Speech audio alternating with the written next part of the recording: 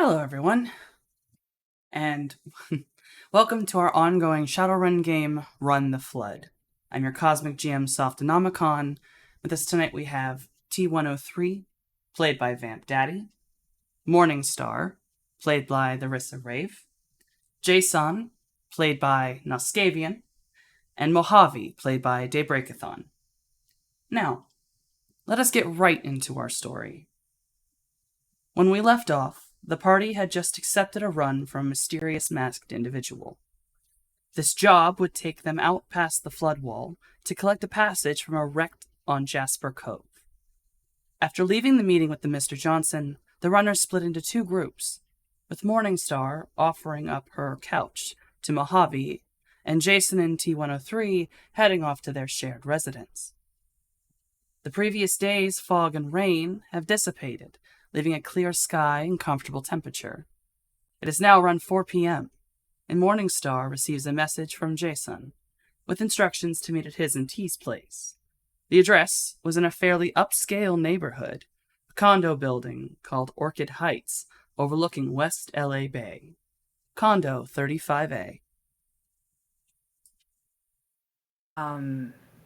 So Morning Star gets up, looks the messages, sees the address, and it's like, I've never been to that part of town before, but this will be fun, I guess. And then proceeds to get dressed and thinks, well, if it's an upscale place, then I should dress a little nicer, which simply means she wears an all-black turtleneck under her hoodie. The apartment itself is, I mean, he doesn't have a lot of money, so it's not the greatest, but it is clean. And by clean, I mean she doesn't have much stuff to make it messy anyway. Javi's still on the couch, I imagine. I don't know that she checks if he's awake or not. She just kind of skulks around the apartment, gathering things, maybe like making a little breakfast. And then thinks, oh, maybe he'll like to eat too, and sort of sets him up a plate. And then she'll walk up to him and stare at him and wait till he wakes up. Yeah, he's just sprawled there, like almost halfway sliding off the couch. Eventually, with the moving around, he does sort of open his eyes and sit up, like looking around, like, wait, where am I? Oh, right. Hi. Good morning. Is it morning? Good morning. Well, it's like 4-ish time. It's morning if I just woke up. Hi, howdy, how you doing? Good. I have food on the table if you want some. Jason invited us to his and T's place and gave me an address, so Yo. after you eat, we can go there. She sort of looks at the food on the table for a minute, and then looks back to her. Thumbs up. You know, you're good people. And then he goes over to go eat. She doesn't say anything about this good people comment. She doesn't really know what that means, because to her, like, good and evil is really strange concepts, and she's still learning what that is. So she just kind of like, almost like glitches. She's just kind of standing there like, am I good? But then she'll sort of, pack up her things, almost like a little to-go bag of stuff, like snacks and things she may need during the day. Or the night, rather. Then, yeah, be like, sit down next to Mojave while he's eating. Oh, so what do you do? What do you mean? Well, 'cause like everybody's got stuff that they do normally, right? So what do you do? Kind of looks at her. Shrugs. Ah, whatever. I told you I'm nearly a doc, right? Nearly, that's really strange wording. Well, I'm nearly a doc. Nearly. Okay. Yeah. Did you like not finish school? Yes. Yes, you can Yeah, have that's it. one way of putting it. Yeah. That's a good one. Oh, okay. Um, Cool. you it's you're not like a criminal, right? Okay, No questions judgment if you there. are. No judgment if you are. I'm just curious. You said nearly a doc, and I feel like doctors, you work usually like in a hospital or something. Right? He's sort of pondering the question there for a moment, like staring off into middle distance, like, wait a minute, am I? I don't know. Oh, I don't think. okay, that's cool. I That's cool. Um, I Great. just go So, around and do whatever. oh, okay. What do you do? Uh, Sort of the same. I mean, I'm not nearly a doctor at all. I'm not a doctor. But I do go around and do things. So I'm really good at doing stuff. I mean, hey, that's what matters, right? We all gotta be good at a thing, and so long as you know what that thing is. Yeah, I yeah. forget where I was going with that sentence. That's okay. It doesn't actually matter. Cool. So if you're done eating, we can go see Jason and T. He gives 2 thumbs up. Where's them again? Some place called what is it? Orchid Heights, something like that, right? Yes, Orchid Heights. Yeah, they're in a place called Orchid Heights. Real fancy, I think. Sounds fancy. Got some Ah. heights. Right. They're not anywhere near us, actually. I mean, they're near, but they're not like in the same area. Oh, we So- should get going then, huh? Yeah, probably. Yeah. I mean, do you need anything before we head that way, or are you like good? He looks around, retrieves his bag. No, that's about it. I'm good. Cool. All right then, let's go. She like waits for him to exit first, and then we'll lock the door and keep it pushing.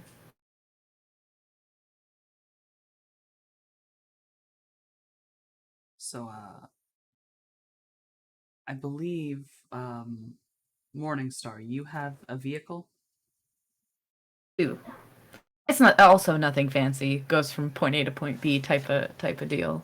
But yes. I do have a ride. So it is not too long of a ride, technically, to this upper scale neighborhood. There's, much like the history of LA, there is a very large wall that separates a much poorer part of town from a richer part of town. LA seems to have had this for a very long time of liking to separate things like that. Going past the wall is it's basically under a bridge highway. Go up above Interstate 10. You can make it to Orchid Heights in about 10 minutes. When in the car, would you say that Morningstar would listen to music or turn on the radio at all? Yeah, actually. She switches through until she finds her favorite station, which is pretty much like a classical station, right? Which is interesting given the year that it is. But it's classical in the sense of the genre. So lots of instrumental music is playing currently. Lots of strings, violins. Yeah. So the instruments and strings go on for about 5 minutes into the drive, and then it cuts out as a news broadcast, very short emergency broadcast, takes over for just a moment. It is slightly fuzzy, coming from your slightly older, kind of not the best kind of car radio, but the gist of it comes Yeah. through. it seems that there was a report of a mass shooting and also in missing individuals. It is from the news story, just the fuzziness of it. It's an emergency broadcast. It doesn't say who is missing. It just says that there's been reports of police, security forces in an area, large shooting, missing persons. As I'm driving, am I able to just from like my various comm links and stuff, able to pick up anything in like my normal sort of rumor mill, sites of chatter? Sure. Your car, even as kind of older as it is, it's not hard to have a car that has an autopilot. You've just set it autopilot, it'll follow traffic, and you go into your comlink just looking. It is. I won't even make you roll a matrix search. This is front page news. Okay. The neighborhood is known as T Covina, and it's a very small neighborhood right along the Covina flood wall, near the north side of it. And it takes you about 3 seconds to realize, oh, I know those streets. That's where the Stuffer Shack and Augie's Burger Place was. Yes. This reporting of this shooting and missing persons and such like that, all apparently is all related to that last night's events. Right. Cool. So as she's checking the comm links and is like, oh shit, if Mojave's paying attention, she actually like pulls her hood kind of closer around her face, and starts kind of like worrying her hands a little bit because she is trying to figure out if there was any evidence of her existence in that debacle. Yeah, I think the moment that the radio broadcast, says its piece, Mojave just sort of like, you don't think that's us, was it? Yeah, actually, I think it's definitely us. Dang. Whoops. Yeah. Well, Yeah. the shooty bit wasn't me. I mean, yeah, no, technically, it was neither of us, but that's not great. So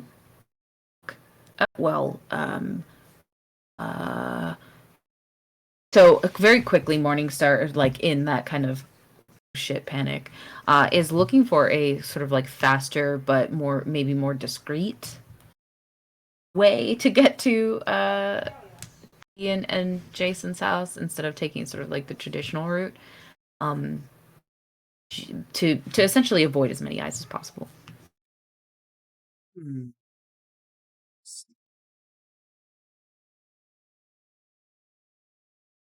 I would say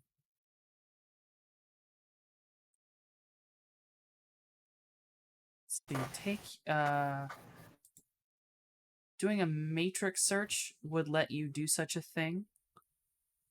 It would be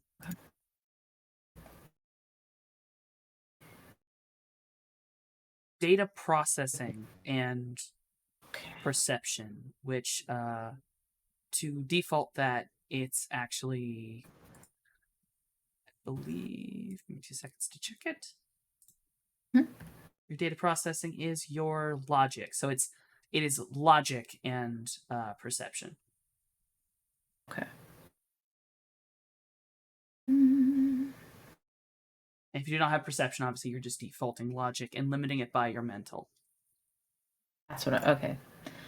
Yeah, because I don't think I have I do not have perception. Like an ass, I don't have perception. Okay. Here we go.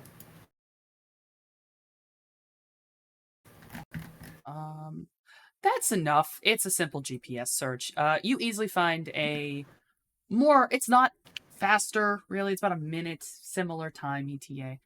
But it is much more discreet. It goes through a couple more back alleys, and when entering the more rich neighborhood, instead of falling through the major part of the highway, it's instead taking an area where mostly it's trucks and work vehicles that's very away from prying eyes. Right. Great. So yeah, that's what Morningstar will do for sure. And while you finish your ride, you come up upon, buried in these a massive, tall, skyscraper-like building, all 40, 50 floors kind of buildings. You come upon one that's definitely a little bit different. The majority of the building has a mirrored front that is slightly tinted pink, where the very top parts of the building actually seem to have an almost blue mirrored tint. And the top part's a little odd, as about it's only the very top, but it's like on the building, it's almost catty corner. These different Mm. corner balconies that sit up there, and the building almost just seems to be capped by this. And the on top is a very large red warning antenna that is obviously just similar to the ones that are normally on skyscrapers to show aircraft. You also know that just by nature, the only buildings that have ones these tall, as well as the other warning ones, have helicopter pads on them. So this is one of those rare condo apartments that has a helicopter pad on top. Oh. Is it When safe? I mean, I think that like Morningstar would have the thought of like, is it safe to assume that both Jason and T are maybe absolutely criminals? You know what I'm saying? Like maybe absolutely are doing some shit. Yeah. Yeah, Mojave's just looking out the window like, wow. As you approach Orchid Heights, there are a couple ways to do this. There are two forms of garages. One you probably would have a better shot of getting into. One of them is an outdoor guest parking lot that is like the top parts of a parking garage. Then there's another one that's underground that's very clearly meant to be more protected and has a gate guard and seems to be paid if you are a guest. The other one's obviously free. Yeah, we'll take the free one for sure. You go in, park in the parking garage. As you exit the garage, you follow down a very easy to follow pathway, ending up at the kind of a crossroad at the side of the building.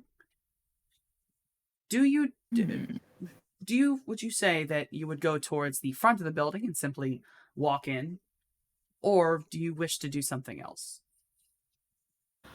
Yeah, I don't get out of the cover of the parking garage just yet. I think that I would send a message to Jay and be like, we're here. I don't know where to go in. The little snake emoji, so he knows it's, me. You're muted. We're on the 34th floor? The 35th floor.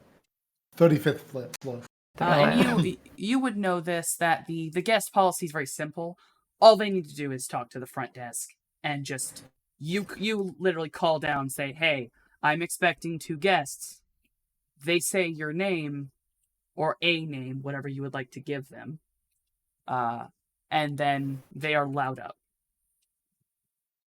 You get one of those like text messages that's like an audio clip that you get to listen to it, and then it like disappears after a little while. And he's like, "Yo, sneaky snake, just come right in through the front. Let them know that you're here to chill at the 35th floor.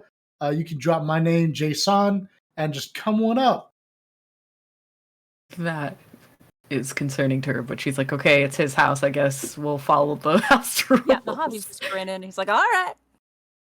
Yeah, so she'll like, oh, fuck, kind of pull her in, and she'll like dust herself off, because I think just in comparison to where she's from to this place, she's like, I am so out of place, and like they'll be able to spot me from 1,000 miles away. So she's like brushing herself off, all 6-7 feet of her, and then it's like, okay, yeah, let's fucking go, and it's kind of nervously makes her way to the front desk. Yeah, Mojave's strolling along right there beside her, like even grubbier, just as much of a sore thumb, not carrying an inch.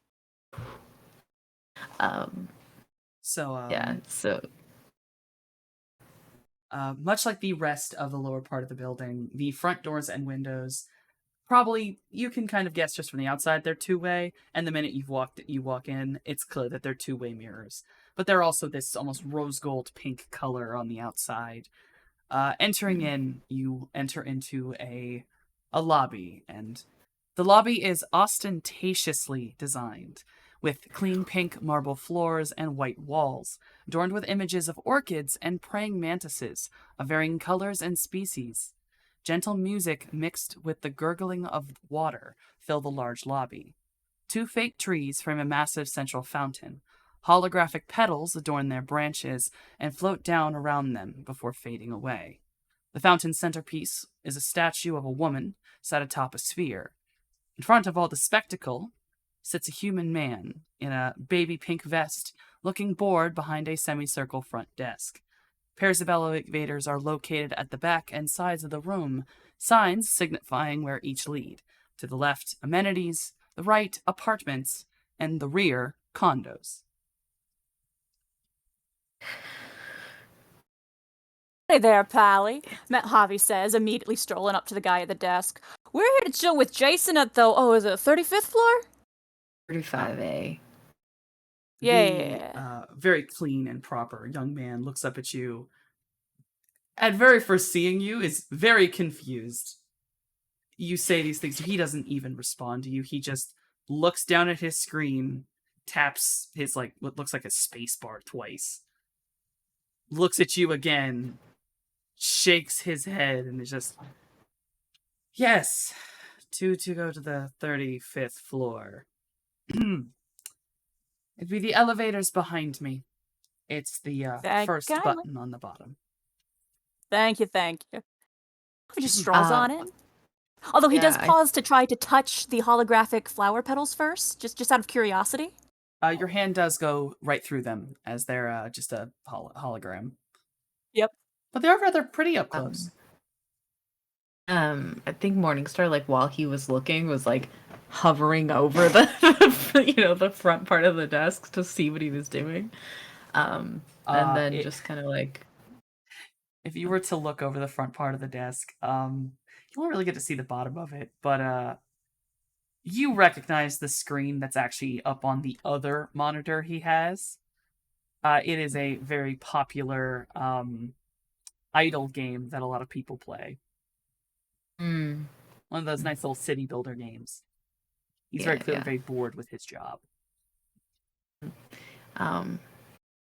Also, when before, oh, sorry. Oh, go ahead. What are you gonna say? It was just when you two walk away, he pulls out a Febreze can from under his desk and sprays the area in front of his desk. Amazing. I'm touching all them ones. Yeah, I think Morningstar, before they leave, will look at the game and say, "You should fix where you have that building." And then we'll walk away to the elevator and wait for Mojave to press the button.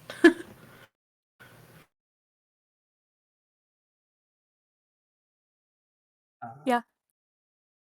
You enter into the elevator, and it is the same kind of rose gold. It's not mirrored this time. It's much more faded, polished, and just sort of looks like a very gentle haze. When it does open up to the 35th floor, the hallway is definitely a more subdued version of the lobby style, but still very consistent. This time, instead of being pink marble, it's pink carpet. Still the white walls, the orchids, the praying mantises, statues of ladies. They know it. They have a theme and they go with it. You immediately notice that up on this floor, there are markers on the wall, similar to how you would be in other places. You see 3A. It is the only door on the right side before you reach across hallway, down the hallway, and you only see one of the door. And you see a sign that reads 3B. There are only 2 condos on an entire floor of this building. Holy shit. Morningstar's a little overwhelmed. This is a lot of space, a lot of luxury, and a lot of fucking pink. And it's just what the fuck? Oh yeah, Mojave's strolling along full tourist mode, like doing that thing where he's looking around and his as he's looking, he's very nearly spinning in circles, just like, whoa. Place is ritzy. Mojave, what do you think they do? Heck if I know. This is a lot, right? That's not weird for me to say. This is a lot. No, this is a lot, alright. This is a heck of a lot. Oh, Jesus. Okay. Right. I guess this is the door, and she'll knock on the 3A. Or press a button, whichever it is, to let them know that she's at the door. It's a little electronic intercom pad that's got a little camera to it, so they can see. Okay, cool. Yeah, so she'll press that and kind of stand in front of it awkwardly. Oh yes, the door very shortly after you push the button would be opened by like basically a android butler. They'd say, "Ah, hello. Yes, you are expected. Please come in." Thank you. Morningstar's eyes are like this fucking big. Mismatched reptilian eyes are fucking huge right now because she's like, what the fuck? It's a robot. Not that she's not accustomed to like robotic things, but just that he has a robotic butler is bizarre. And she's a little like, oh, and we'll walk in and be like, thanks, and kind of keep moving. Yeah, Mojave gives the robot a little thumbs up as he passes. Would you like me to take your coats? Oh, sure. And she'll, kind of take her hoodie off, and hand the hoodie to the butler. The robotic Yeah, no thanks. I'd butler. like to keep my jacket. The robotic butler would like take a coat rack and like put the hoodie through the coat rack and then hang it up in the coat closet. So overwhelmed and finding this incredibly crazy based off of the two people that she met last night. She's like, what? where have I stepped into, So, and go ahead. Just to do the description of the interior, the decoration in here is far more neutral toned, not the pink overload that was the rest of the building. Very much more to individual style. The pair are first greeted by a simple staircase leading to an upstairs. This condominium seems to have a second floor, very rare for condos of this size. Or rare for just condos in general. Any size, sure, I guess, but now it's where this thing's almost doubled its size that you would have thought it would be. The kitchen, living room, and dining room each take up one corner of the open floor plan. Wrapping around the outside of this large condo is a corner deck with a pool, a grill, and a hot tub. And I will leave it to T and J to elaborate on their lovely condo. So, as you get close to the deck, you will. I mean, you'll definitely hear like music playing, and you will see like out by the grill, Jay will be there in like a Hawaiian shirt and apron with his shades on, and he's got like four hands going. He's flipping burgers with a spatula. He's got some tongs with some hot dogs. He has like a little tablet that he's like watching the net on, and then he's like putting food on and seasoning it, and he's just like going at it, cooking up a storm, out in the sun, enjoying it. He's probably wearing like swimming trunks with his Hawaiian shirt. This is the first time that we would have seen that Jay has 4 arms, so Morningstar is just like staring. Mojave just got the biggest grin as he's taking this all in. T is in the hot tub, The sliding glass door to the deck is open, and he's got a straight shot from the hot tub through the living room to the TV.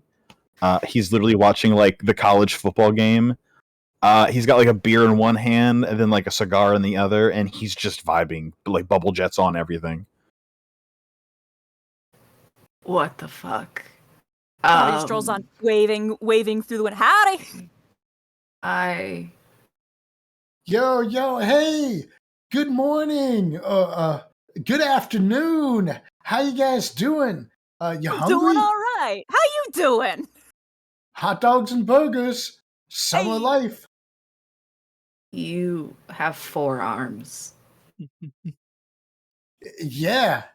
I feel sorry for all you peeps with 2. Like, what do you do? That's I really drop cool. things mostly. I have a tail, but that's about it. That's really cool. There's so much stuff in here. I mean, I don't think it's that cluttered. It's not what I I'm not meant. saying it's nice. This place, y'all are living large. That you have a lot of money. I mean, it's nice, but it's not like, it's not like we're rich, you know? Okay. He says something about the food. Morningstar kind of like, relaxes a little bit and will like walk forward towards the porch or the balcony, whatever, to where you guys are at, and like sniffs the air where the food is and is like, "That smells good. I would like one, please." Yeah, which one? You want a dog or a burger or something else? You like, I don't know, soy? Burger's fine. I will like To quickly clarify, all of this is soy. I'm sorry. That's some luxury you would need to have real meat. You're right. That's the universe. Everything is soy. Right. So I'll take like a soy bun and slap like a like nicely grilled soy burger on it, and then it's like, uh, you want like the lettuce, tomato, onion, or what? Yeah, that sounds good. I've never had those things, so I'll pull out like these tubes that say like fresh, and it's like different kind of like lettuce, tomato, and onion, and then I'll squirt like the tube of whatever the vegetable is, because I'm sure like actual real vegetables are again too luxury. Yeah. And then I'll put you together a sandwich and I'll hand you a burger. I think like when she has it, she's like, and in the most unladylike fashion, just sort of opens her jaw entirely and just like puts the burger in whole into her mouth, and then will close her mouth and just chew. They tell me I eat quick. Yeah, to properly express to everyone else here, you watch as Morningstar's jaw actually pulls, chin kind of distends, and the whole mouth opens way too wide for a normal human skull to accommodate. For a moment, you can very much tell that is more like a snake skull underneath that head. Yeah. And you'd probably see her very large snake fangs that she has. Sort of like they seem almost as if they're kind of curved back a bit, and when she opens her mouth, they kind of like pull forward as the rest sort of unhinges a bit so that she can eat the whole burger. She's just sitting there chewing mouthful and is now staring at tea in the hot tub and very curious about said hot tub. Javi's just like sidling around, just like, I'm gonna help myself to a burger right now. Don't mind me. I'll step out of the way. It's like, hey man, help yourself. I cooked Hot dog it up as for the well, party. just floating up a plate. Star goes over to the hot tub and like you see her tail sort of unravel from underneath her undershirt thing, and she like dips the tip of her tail into the hot tub, gonna figure out what's happening here. T will take a pull off the cigar and observe this. Did you bring your swimsuit? What's a swimsuit? Okay. Was I supposed to bring a swimsuit? No. Don't need one. Okay. Can I get in? Would that be with your all your clothes on?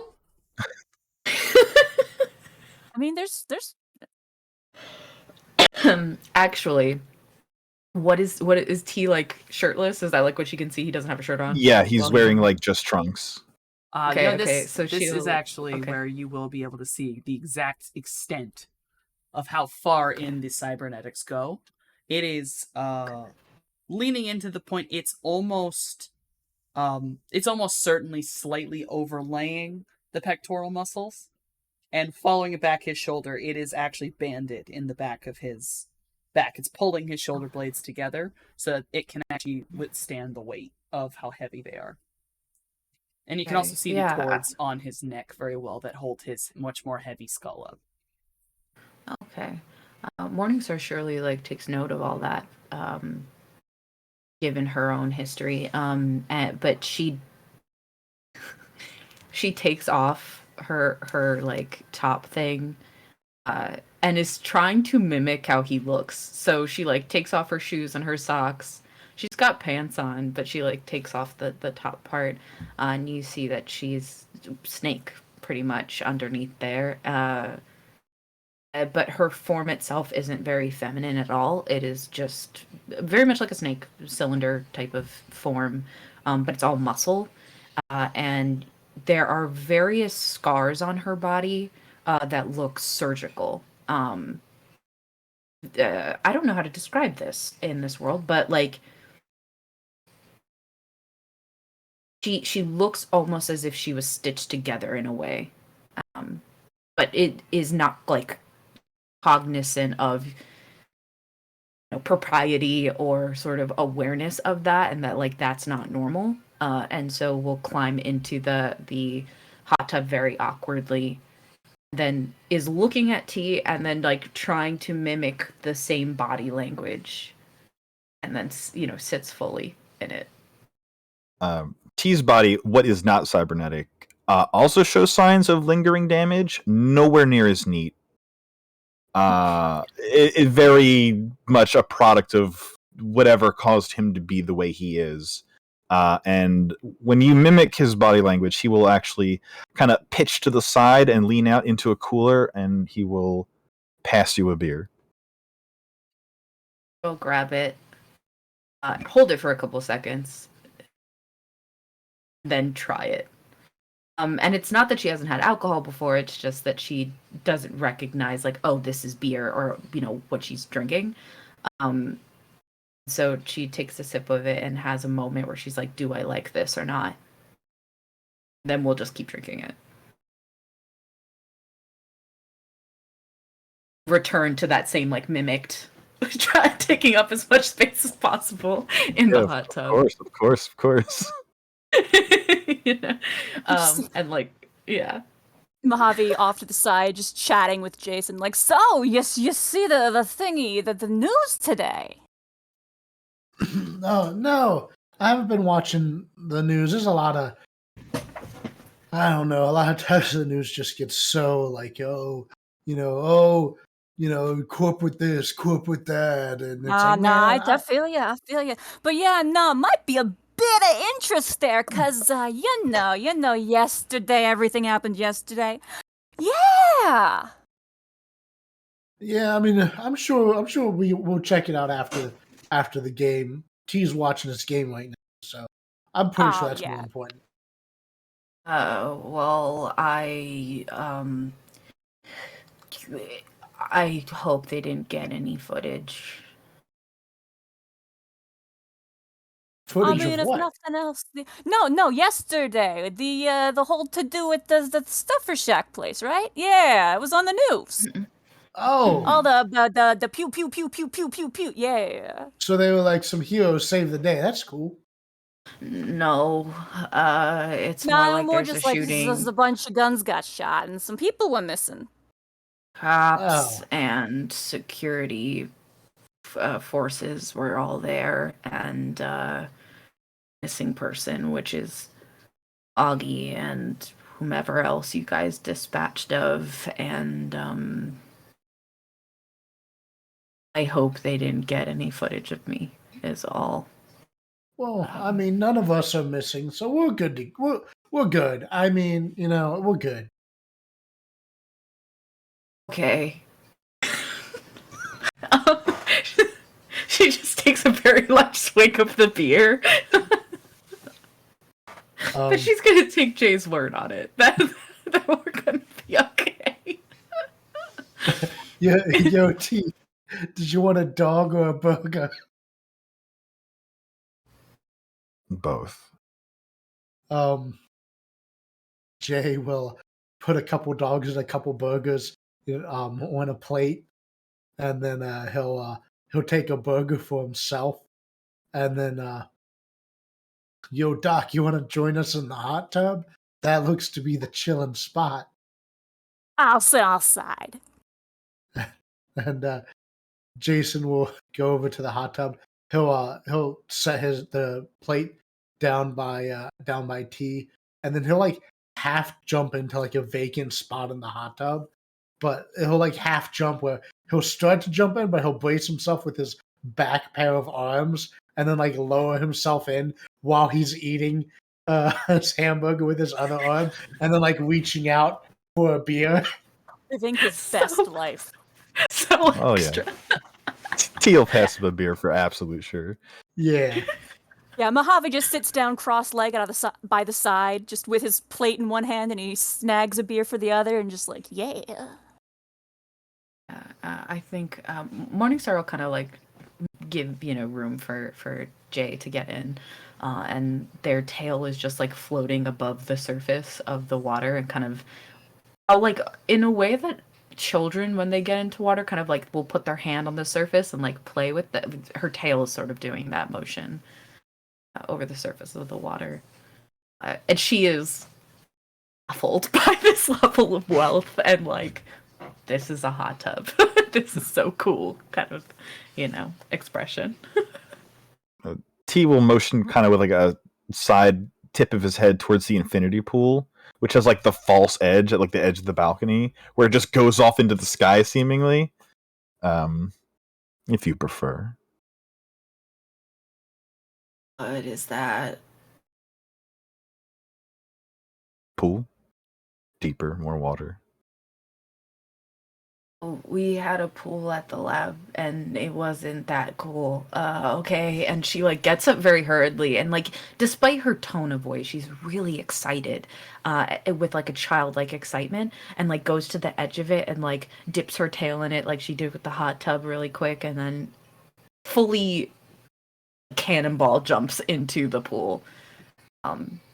Yeah, and like a child is just swimming, doing laps. One thing you Nice. can tell in her laps, though, is that despite the childlike excitement, is very efficient and seems trained. And she's zooming back and forth really fast, gliding through the water.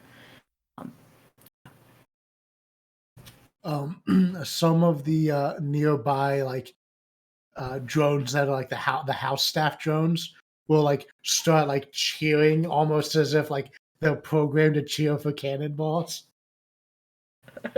A little tiny spider drone that is carefully sweeping up any kind of dust on the thing, stops what it's doing, raises two of its tiny little spider arms, and just taps very quickly in a clap.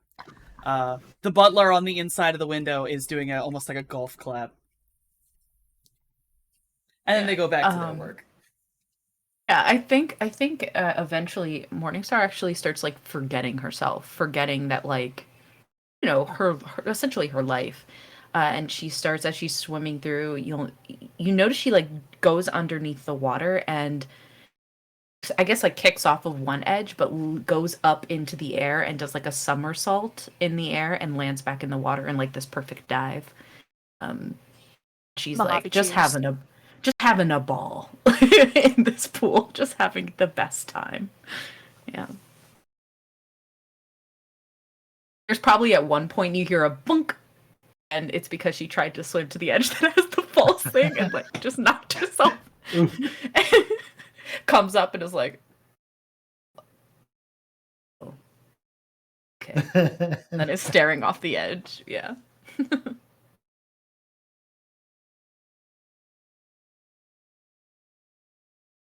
So we still have the 3 days at this point.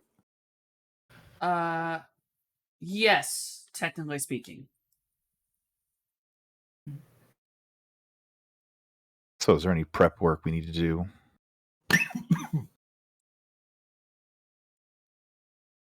Before we hit the cove?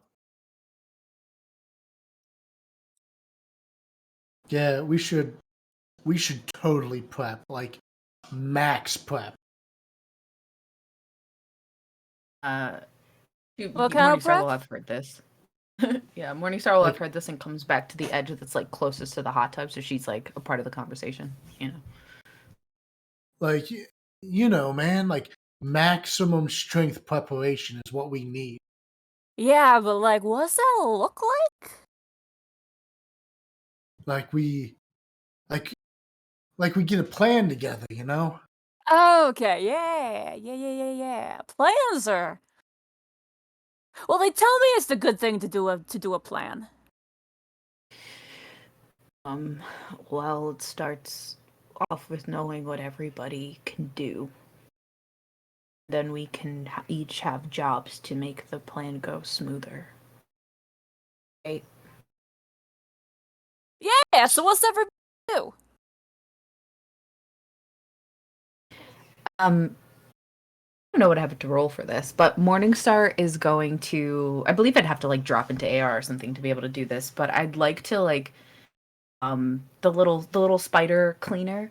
I would like to shut it down, just for like temporary shutdown for a second, you know, just to show like this is what I do. That would be Like I don't want to break it or Oh, yeah. anything like that. Just temp shut it down. That would be giving it a mark, and then you'd be giving it basically spoofing a command. What do I press? What is the buttons? Be hacking? Let's see. This is not in combat, so it's gonna be hack on the fly, which is your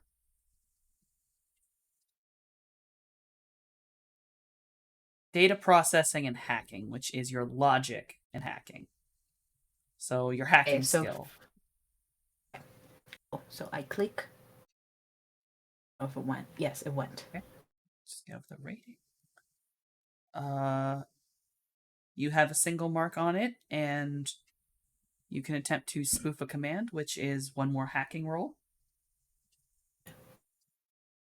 That's versus its firewall, which it's on autonomous mode. So its firewall is Probably higher than what I rolled. I'm going to use the firewall from use the firewall from Fly Spy.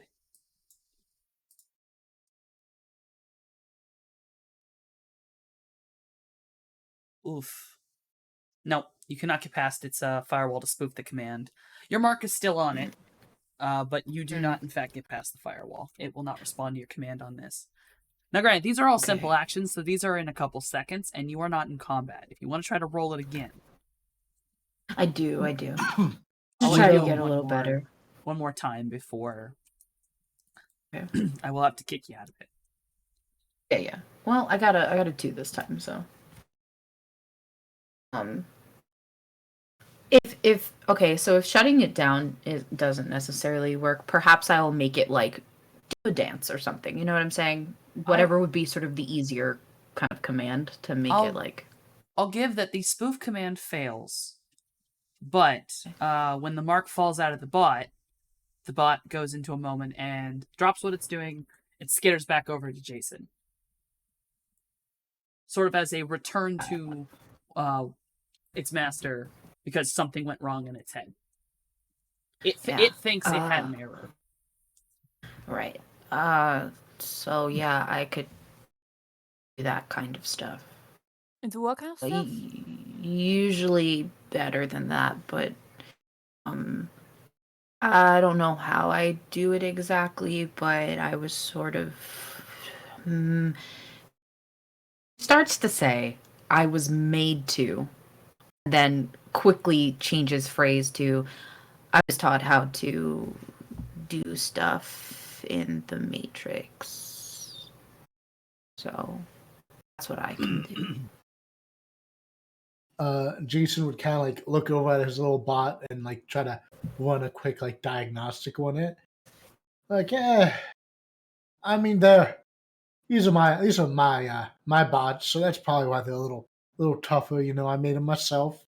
Home cooked robotics. That's what I'm good at. Home cook robotics, home cook burgers. Thumbs up. You know, I made all these drones. Oh, even the butler. And the butler. That's Holy pretty shit. cool. Okay, cool. Also, like the big gun you used yesterday. Oh, no, that's made. That's an Ares make right there. Oh, okay.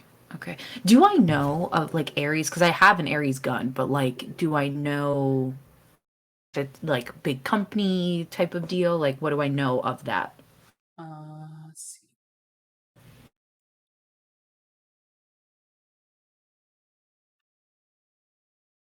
You know, it's one of the Big 10. It's not like you wouldn't know. Ares is a megacorp. It is one of the Big 10. Okay, cool. Everyone knows the Big 10. And Yeah. given your station in life right now, you will specifically know Ares by Knight Errant, which is the Ares Security Forces. Okay. So you stole that from them, or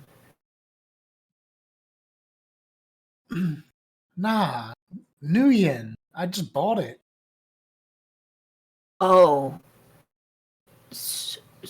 okay, that makes sense. And she's like looking around at like, you know, the luxury that he lives in comparison at least to her, that she's like, oh well, duh. If you have money to live here, you have money to buy a tank. And it's like, oh, that's really cool.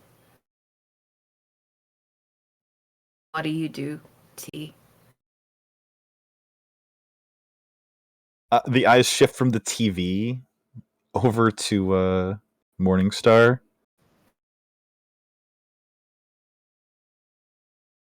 I make sure things go smoothly when they stop going smoothly. Okay. Security you shows kill- up? Yeah. You kill things. Mm-hmm. Okay, that's cool. Yeah, for what it's worth, I do the opposite of that. When things fall down, I try and help them stand back up. Mojave's nearly a doctor. Uh-huh. Yeah. So we got me, Jay, and we got Big Mr. T, and we got the Doc and Sneaky Snake. We're like a band of heroes. Yeah! Heroes are a good thing. Yeah, we're the good guys. Okay, that's cool. Slow pull off the cigar. He doesn't argue this, but he's just like, uh-huh. Yeah. Mojave takes a sip of his beer without making comment. We're not those like corpo trash, you know? That's good. You're not like bounty hunters though, right? I mean, we can be. Do you have a bounty Okay. for us? Not yet. Okay.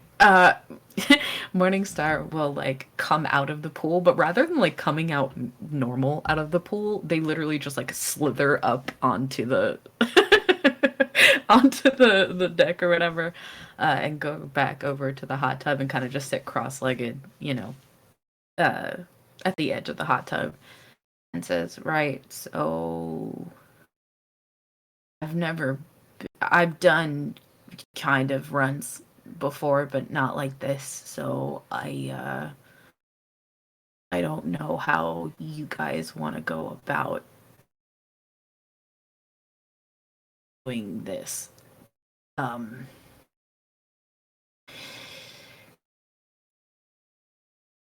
it's a lot of money, and I could use the money.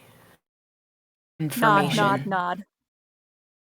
I figure a yeah. 4-way split, right? Actually, I lied. I don't need. I chose to take money. I mean, chose not to take money. Need information. So, whichever one of you wants to take my stake, you can. Well, it sounded to me like you sacrificed your stake for the info. So I doubt we could get that extra money. But it's all good as long as we each get out and come. We'll figure that part out when we get there. Yeah. That makes sense. Cool. Right. So real quick, GM. I don't know if maybe I should use like local rumors or what, but is there information that I can get about not just like the area in which we're supposed to do this run, but perhaps like the gang that was mentioned that's kind of surrounds the area, so that we know what we're going up against. Yeah. Roll local rumors for me.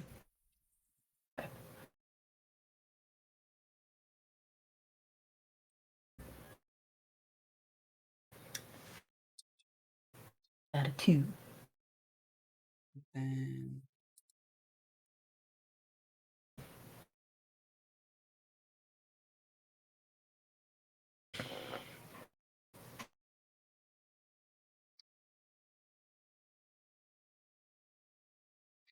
you can get some things. But if you roll me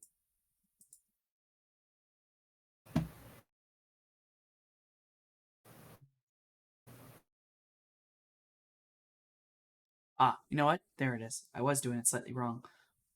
Roll me computer. And it's going to be with logic, and it is set incorrectly. Computer should be logic, and the limit should be mental. In this, it's a physical. Let me fix. Okay, so let me fix that then, because it had like a different thing in there. Okay. Same successes, but yeah, but this is an actual matrix search I'm having you do. I just saw okay. This is a correct matrix search. So okay, I'm gonna add these two together. Local interests, local rumors, online, basic rumor mill. You know that the main water gang in the Covina area and leading over into West Hollywood is the Krakens. They're a water gang. They do a lot of smuggling runs. They've had shootouts and basically piracy stuff on actual like security water forces. Like they are that big that they could attack a security force. The group that this should be is actually a offshoot, a group of people who were kicked out of the Krakens for breaking their rules.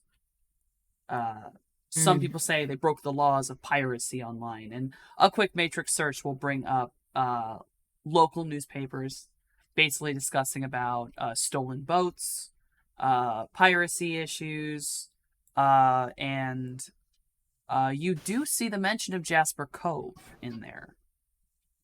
That some of these suspected boats of this unknown group or unnamed group were camped out on Jasper Cove at one point.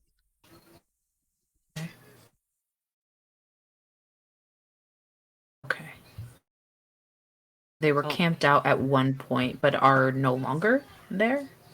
It's unknown. From what you can read, there was the mixture of kind of rumor and the actual news story. It states Jasper Cove, and the rumors. The thread does say that Jasper Cove is involved, but then the thread hasn't been updated in like 4 months. Okay. They could be there, they could not. Okay. Okay, so while that information, you will see that like her mismatched eyes almost like glow a little bit, and there's maybe like a little bit of a vacancy, but really she's like working within the matrix, and you can see like her fingers every once in a while will like twitch, and it is her sort of going through and gathering this information, but she doesn't say anything just yet.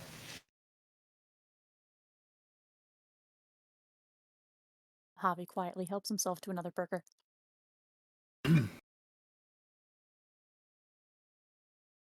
I cooked up some good burgers. That you did. It's good to have a doc on the team for sure. Mouthful, he gives finger guns.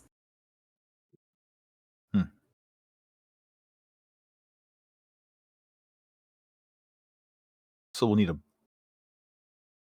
boat. Wasn't Yeah. this supposed to be a thing? Weren't we supposed to talk to somebody that was transport was a thing? Yes, if Yeah, I this. was gonna say, if you all want to check your info gotten from Mr. Johnson, yes, you are to call in. An individual will be at the docks with a boat. You will meet the individual, take the boat, go to Cove, come back. Yeah, so someone's gonna. We won't have to find a boat. No, she said it was, or they said it was a suitcase that had a person in it. Seems simple. Yeah, Wait, I was a can. suitcase with a person in it? Oh. Yeah. I can but- sail the boat. Cool. I don't know how to sail a boat, so that's pretty cool. I've never been on a boat. Me neither. So the Krakens run that area, one of the water gangs. They're one of the bigger ones. They have enough people to take on the security forces out there. But this particular gang that we'll probably maybe run into is sort of like a smaller version of the Krakens. They got kicked out because they, I guess, weren't following the rules that the gang set. I don't know. But at least 4 months ago, they were camping out at the Cove, so it was safe to say they're looking for the suitcase too.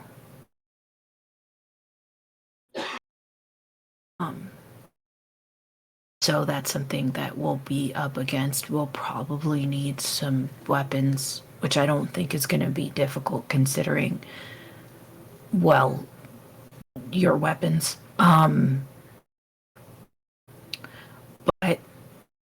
if we have you to drive the boat, and then I could like shut down their shit if we need to, and then we'll look for the suitcase. That might be our best bet. Okay, I don't know. Really quick, GM. In when I was looking through rumor mills and stuff, is even though the Kraken sort of have the kind of run of the place, is there still like a naval presence, so to speak, that is in the area as well, or is it just the Krakens are there? There is a naval presence. One of the various security forces or police forces. One of the LA local police is known as the LA Bay Guard, and they are strictly made to deal with water gangs and smuggling rings, things like that. They are not very well funded because corruption is great. All the rumor mills say they're basically on everyone's fucking payroll. They're rarely seen anywhere near Covina. They are near Hollywood. They are down near they're up near the college. They're down near an airport. they're not going to Right. be in the poor neighborhoods. Yeah, so we might not have to deal with any like naval police force situation because most of them are paid off by the Krakens and the other water gangs there to kind of keep clear of the area.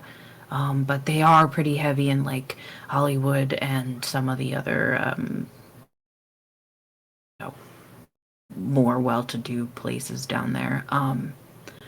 But the Cove itself, the only thing that's really guarding it is those gangs, so something to know. Yeah, I mean, this sounds like a great plan. We go, we talk to the dude, we get the boat, and then like I can drive the boat. If anyone gets in our way, he can remove them, and then you've got your like mad decker skills to handle anything else. I think we're Yeah. good. I know Nero, the guy, the person that we're gonna be getting the boat from, so that'll be good. That was good. We're friends, so he can help us out. It's always good to have friends. I don't have too many, so yeah. Um,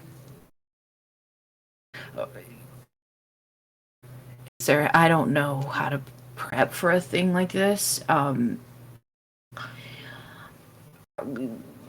What else do you think we might need? Well, Maybe like a scanner or something to find the suitcase. yeah, that would You know, help. like A scanner, maybe, clothes. yeah, dark clothes because we'll be going at night, so to not be seen. I'm sorry, I just common sense from the Yes. GM. Jason, you would know very, very well that sensors on both your RCC, you, and the drones are would be able to scan for an object like that. Oh, all my drones have sensors. We should be. Okay, cool. Also, so GM, Yes. um, because we'll be driving a boat through there. What's the lighting situation like? Like, is there as silly as it sounds, like a lighthouse that is nearby? So that we don't necessarily crash the boat into the side of the cove, or you know what I mean? Like, is it illuminated in any way? You've definitely been near and in Covina for a very long time, and it's very easy to see from many places that there's two sets of docks. There's the south wall docks, and there's the north wall docks kind of thing. And both of these places have a very large string of red buoys that mark off danger zone because the wall is there. They have green buoys that signify, hey, it's safe to pass between these two. That's sort of the marcation of like how to get around. Also, because of the way the bay is and it's surrounded by so many lights and so many things, though the farther out in the islands you get, it can get darker. Generally speaking, a place as close as Jasper Cove is going to be so surrounded by such a bright city, there will be a ambient illumination that should at least Okay, let you cool. see the landmass. Light pollution's Okay. got us covered. Right, cool. Great. So yeah, I think we'll be fine in terms of navigation. It's really just gonna have to keep an eye out for this offshoot gang of the Krakens or the Krakens themselves that are might be hanging around also looking for this suitcase. So I think those are our biggest priorities.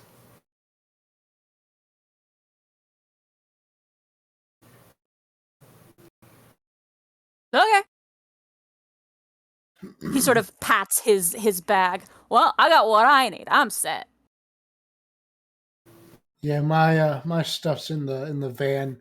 We can load up when we get to the boat. Okay.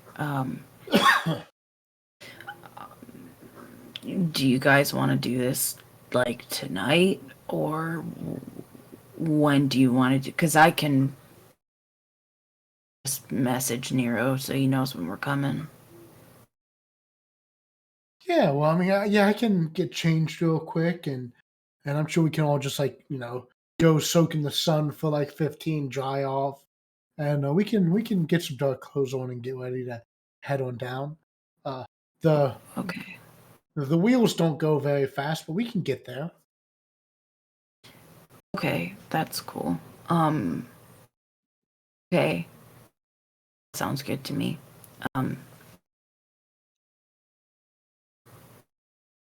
She's like does not know what to do now because she's never been around people for this long. But she has a moment where she's kind of just awkwardly looking at everybody and then looks at T and like follows the eye line to see the TV and is like, what is that? UCLA playing like shit. Oh, those are sports. Okay. And she becomes like super engrossed in it. I don't know that anyone would like be able to notice this, but what's happening for her in her head is that she's like analyzing the game and like how it's played, and is trying to, in a way, almost see like what would be more efficient way for them to be playing so that they would win. T2. T also is doing this. And is it like a football game? What kind of sports? Or do we discuss that already? What kind of This is a sport they're playing? UCLA versus a CSU football game. Okay, like traditional American football, yeah. Yes, traditional American football. Okay. Okay. All right. Cool. Yeah, I can Are go they now. are they disappointing you? Oh god. Yeah. Yes. Okay. I know some people that like put money on this sort of thing. Are you one of those people? No. Oh, that's smart. He'll polish his beer off and stand up, displacing a large amount of water as he leaves. Yeah. I'll get ready. Yeah.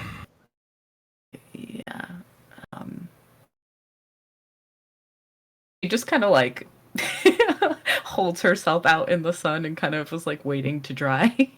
Your T scales. just walks through the house soaking wet. Like the fucking robot staff will fix whatever. Mm-hmm. Your scales Yeah, will dry Mojave's in kind of- seconds. Touching things. You're touching things? Oh, good. Yeah, just kind of, off to the side, left unattended, doing the like, oh, what's this? Pick it up, look at it, put it down. Oh, what's that? Pick it up, look at it, put it down.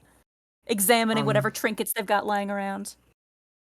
Yeah, I think Morningstar starts to like with the spider robot from before, starts to like look at it and play with it. Picking it up and just like having it walk on her arms and stuff and is like inspecting it. It is willing to do this as its program got interrupted, so now it's sort of in like its standby mode, so it's kind of very easily pushed around and kind of acts very, very low AI level, so very much just acts like a small toy. Yeah, she's like lifting up the legs and seeing how it's put together and stuff. And I think even with like her understanding the Matrix and almost always being like plugged in a way, is sort of looking at it in that space of like how does it take up space there, She's trying to understand Jay's drones and his various androids that he has.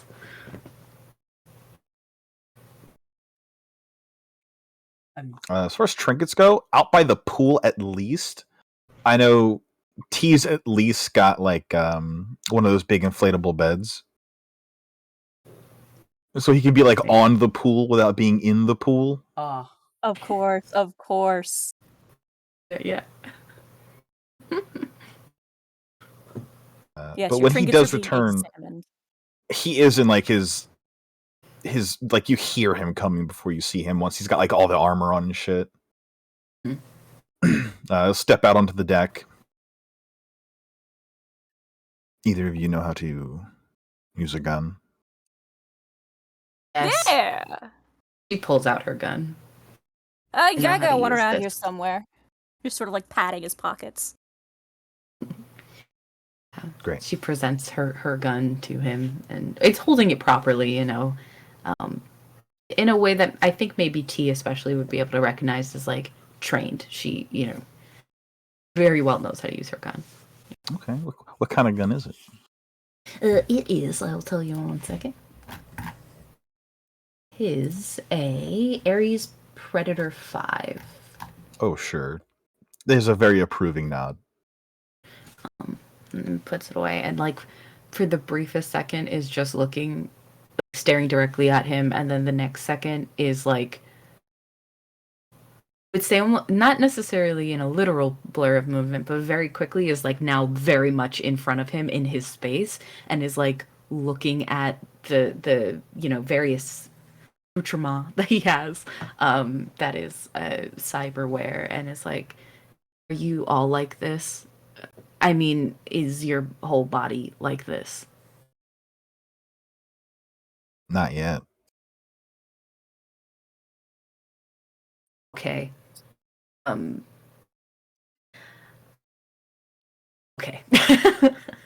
GM, actually, I don't know if I would have to do this in a sneaky way, but she wants to like mark him.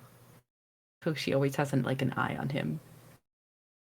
So, unfortunately, with this, far as I'm aware, T103 does not run himself in wireless mode for any reason. And in that Okay. case, the only way to get a mark on T103 is to request it and have him grant I access. see. Okay. So I think if anything, then this would just be her like discovering like, oh, I can't mark him. He's like hard-lined into the system somewhere. And she like, okay, gives a nod and then gives space again. Then she'll like shrug on her hoodie and stuff back onto her body. Which you, despite it looking like a regular hoodie, you can hear that there's like some sort of armor within it. I imagine it sounds a lot heavier than it looks. Nice Kevlar weave. Yeah, exactly. When she squared up on T like that, he didn't move at all. He just was very like, okay. Because it was like, all right, I get it, I guess. But there wasn't like any like, he didn't square up as well. He was just very almost off-put just because of how awkward it was. Just very briefly, but she's a weird girl, so yeah.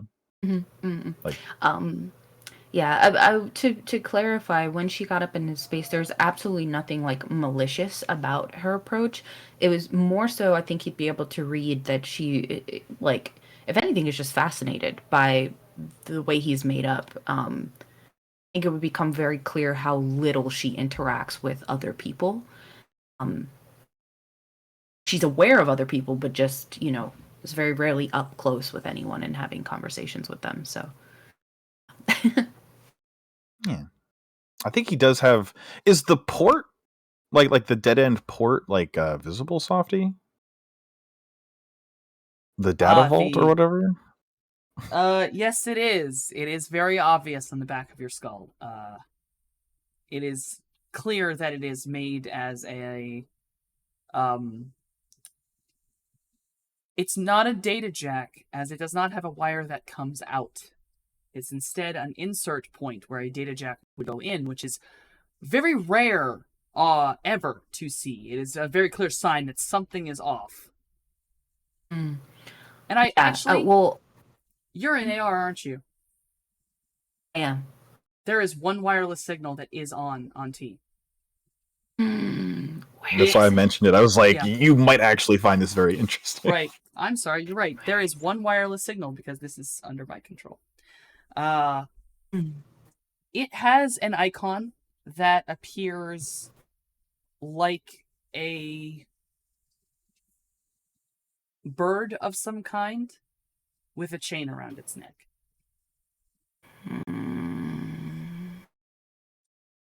I recognize that at all?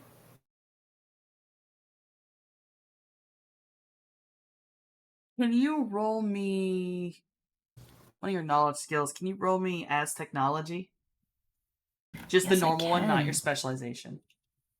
Okay, I see, yeah. A 4.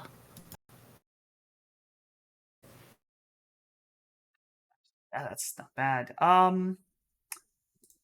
You know that this bird is an albatross, even though it's very simplified. And the reason you know that is back at the lab. An albatross with a chain around its neck is an icon from a corporate hacker. Not an As Technology corporate hacker. Someone else. You do not know which corporation it is. But you've seen this icon on something called a data vault. Generally, these are in computers. Like big server computers that you've seen when you were playing or using your powers. You were able to slip in there sometimes, and you could see these massive data vaults always up there. And this was one of the ones that they never could crack.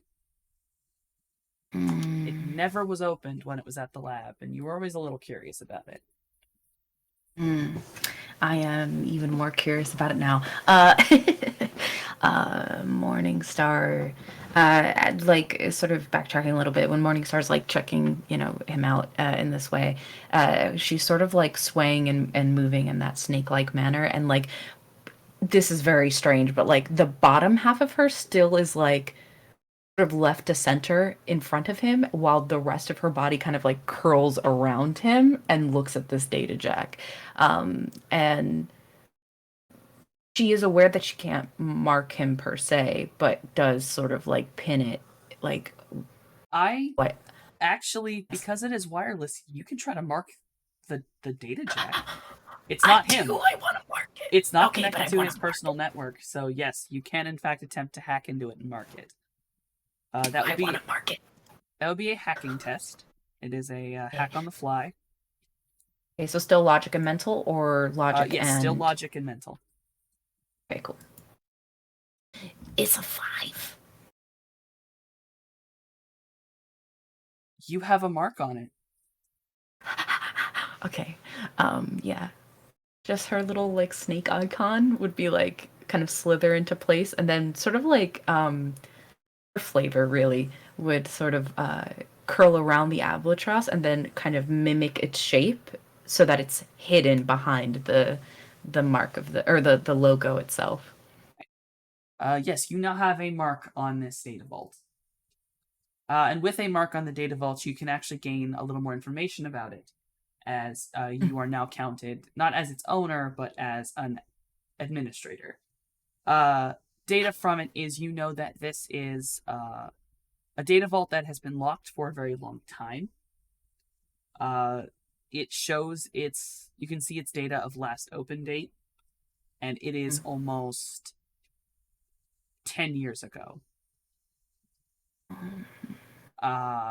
It does not appear to be connected to any form of personal network, so this isn't connected or seemingly accessible by T himself. It is isolated in and of itself, and without trying to crack it open, which you're fairly certain will take you a very long time, and probably a lot of attempts. Yeah. Yeah. It would take a very long time and a lot of attempts to try to crack this data vault open. Okay. Does not mean that I will not try in the future.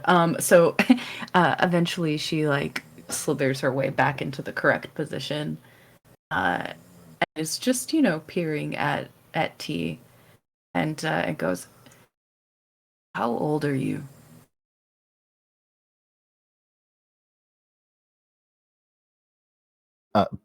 Both the eyebrows go up because he has no clue what the fuck just happened. He's gonna put like the hat on. 20, 26.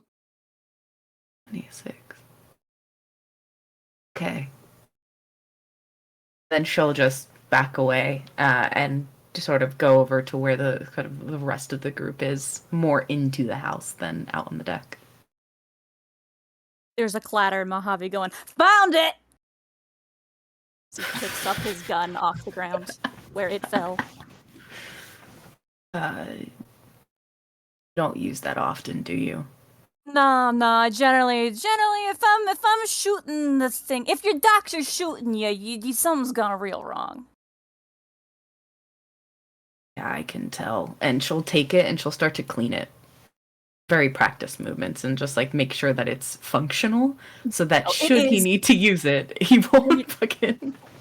It is well maintained and it is like it's good condition.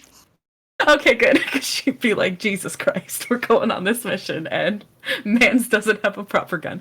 Okay, so if that's the case, then she'll hand it over to him. Yeah, no, if anything, it looks like it's in better condition than he is. Just like as a person. Oh wow. Okay. Mojave, which gun is this? That you just the dropped? main one. So yeah. This gun is very special as it is one of the few real single shot weapons that any of you have. It is a revolver, of all things. Whoa. It's a more modern variant, but it is an old-styled revolver. Yeah. Which is very rare to see on the streets. Whoa, man, that's a classic. Actually, I'll give you this. You actually know what it is. It's called a Colt Future Frontier. Oh, man. That's awesome. That's a Colt Future Frontier. Did you get that from, like, a museum? No. It's still awesome. Well, I'm glad you think so. Yeah. She sort of puts it away all casual like. This is my weapon. I'll pull out my RCC. It's like a big, I guess, like a big it is iPad ThinkPad thing. It's a very large briefcase-like box that, when opened, appears like the best way to put it is like Warzone type laptops, where they're basically a bulletproof case around a very powerful laptop. He will reach into the coat. Doesn't use it a lot, but he's got it. He'll pull out the Remington room sweeper. This, by the way, this is a thick gun. With the barrel is definitely not made to fire a pistol round. It's about as thick as a shotgun shell. Yes. Yeah, if I gotta shoot my gun, things are gonna real wrong.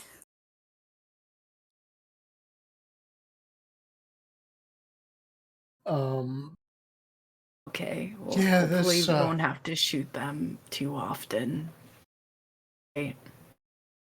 Yeah, my briefcase isn't as compact and discreet as your deck, but it's pretty effective. What model do you have, by the way? I can't really tell. Who are you asking? Are you asking Morningstar? Yeah, I'm assuming she's a decker. Oh. You made that. Oh. Yeah, because you like hacked my drone. So, I will give right now. Yeah. You're assuming maybe she would be hiding it because you do not see a cyber deck anywhere on her person. Yeah, so I said it's really discreet. She just immediately starts. It's my. She just points to her own head. Do you want me to do any sort of roll, or do we just like? All right, in your head, got it. You are aware that people can have cyber decks. They are a cyberware item, so they can be in someone's head. Though there is something you will also notice. Not only does she appear not to have any cyberware, She doesn't have a data jack either. I mean, now she's wearing her like turtleneck thing, so whatever. But before, when she wasn't, you'd be able to see like she had all those scars, but she doesn't have a jack. She doesn't have any kind of wires or anything on her. It was just all snake. You know what, Jason? Can you go to your sheet? There should be something called Judge Intentions. What page? Core? No. This is on your sheet under attributes. One of the little buttons to roll is Judge Intentions. It should just be Judge INTE. Oh yeah, I see it. Roll me that real quick.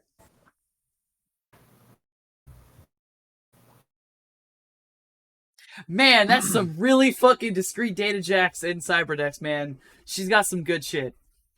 Yeah, like you must have some like primo alpha wear because like I didn't spot a single jack on you. That must be some like real nicely hidden shit. You have to show me how it's put together. Some. I will give a common sense roll to Lydia. Gotta call into this. You are aware that technomancers are illegal. Yep, which is why she's just like, yeah, one day. Well, that can happen some point after we get rid of the. What are the? We gotta find a suitcase. We gotta get on a boat.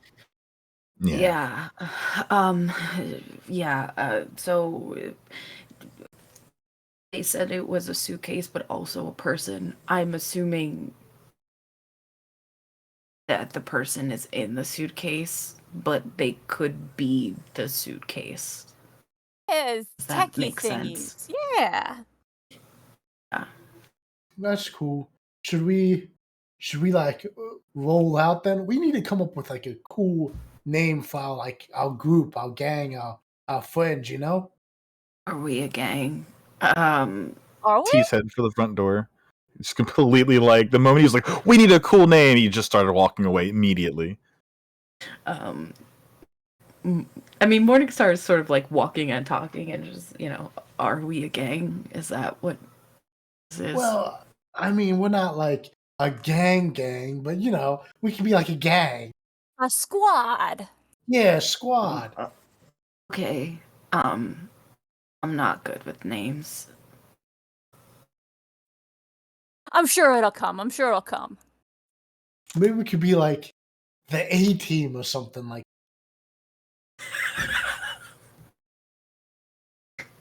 Morningstar doesn't laugh. Players laughing.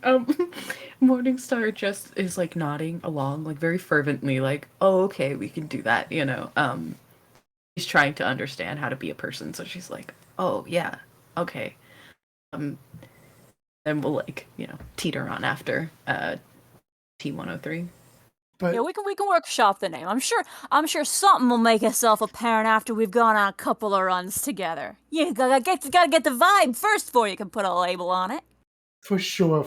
We've only had one job under our belt. We need to work at this some. We'll get it. Yeah. Oh, just so you know, you might have to reprogram your spider. It doesn't know what it's doing now. Nice. Yeah. It's already downloading a new firmware. Oh, okay. Sorry. I just wanted to show you what I could do. I didn't mean to mess it up. It's all good, man. It's not like you fired it or anything. For a moment, Morningstar's like, I hope I didn't fry it. I hope I didn't fuck up his droid. She's just like, On that ominous stare, statement, like, T will lock up the condominium as they are all outside and head for the elevator.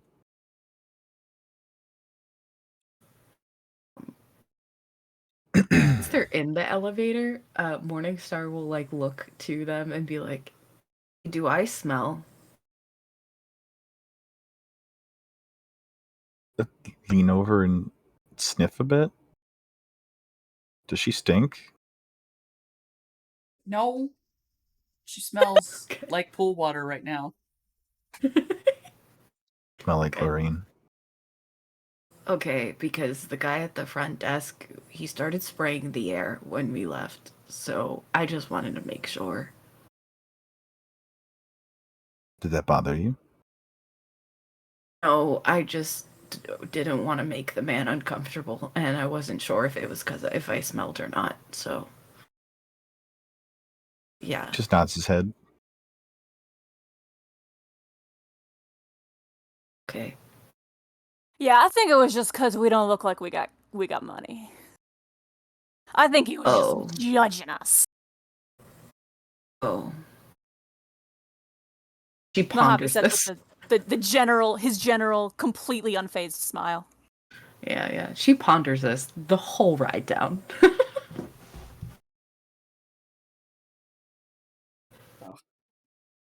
So I'd say it's probably mostly me. I know looks down at himself. He is, grubby is a good word for it.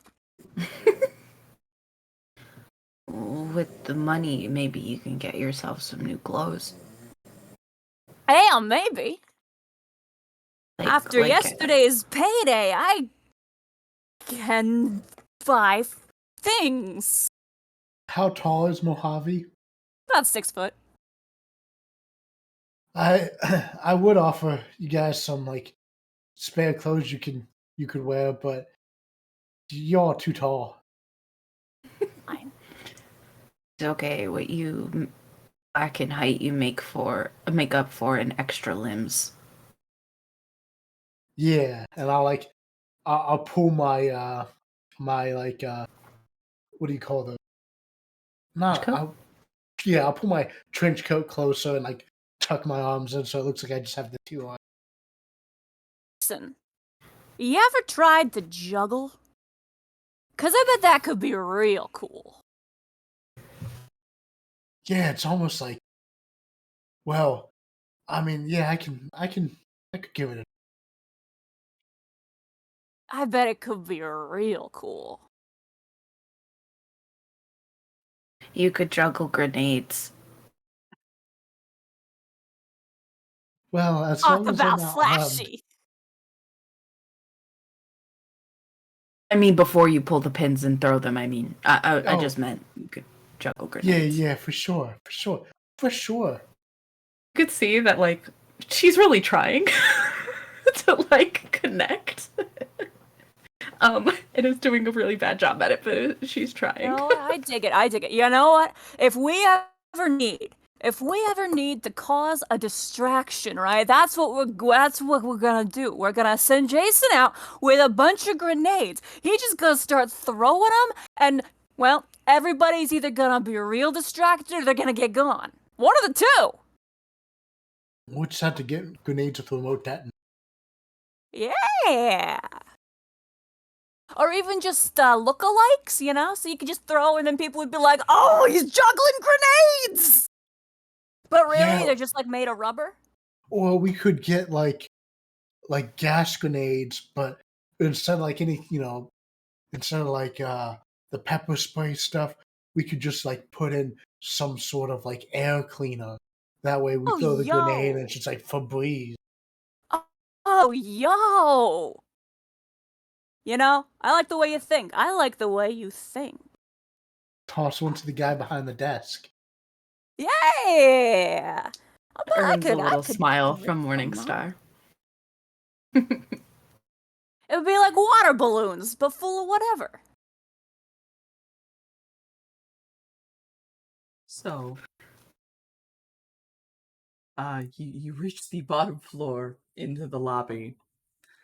Now, Jason, I assume since you are a resident here and you don't have to pay for the lower parking, your tank of a car is parked in the much safer lower garage.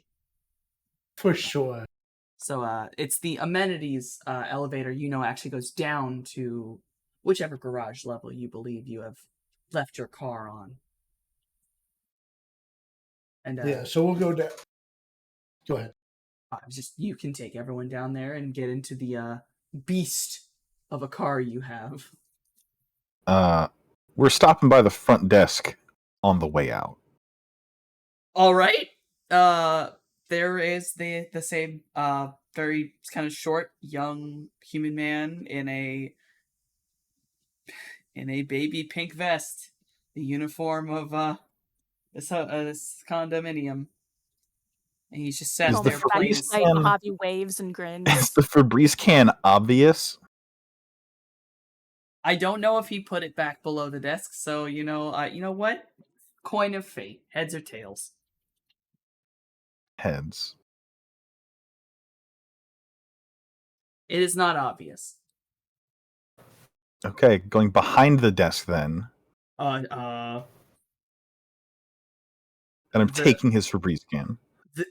the gentleman is very much. Oh, what the hell? And you collect his tropical breeze for breeze. And I'm gonna lean down real far to get right in his face. He is absolutely terrified. Next time, wait until guests have cleared the lobby. Oh, okay. And then I'm taking it's my Febreze now. I own this. Now we can go to the car. So as you have taken this young man's Febreze, and he is left there aghast at what has just occurred. He's pretty sure he just witnessed what death looks like.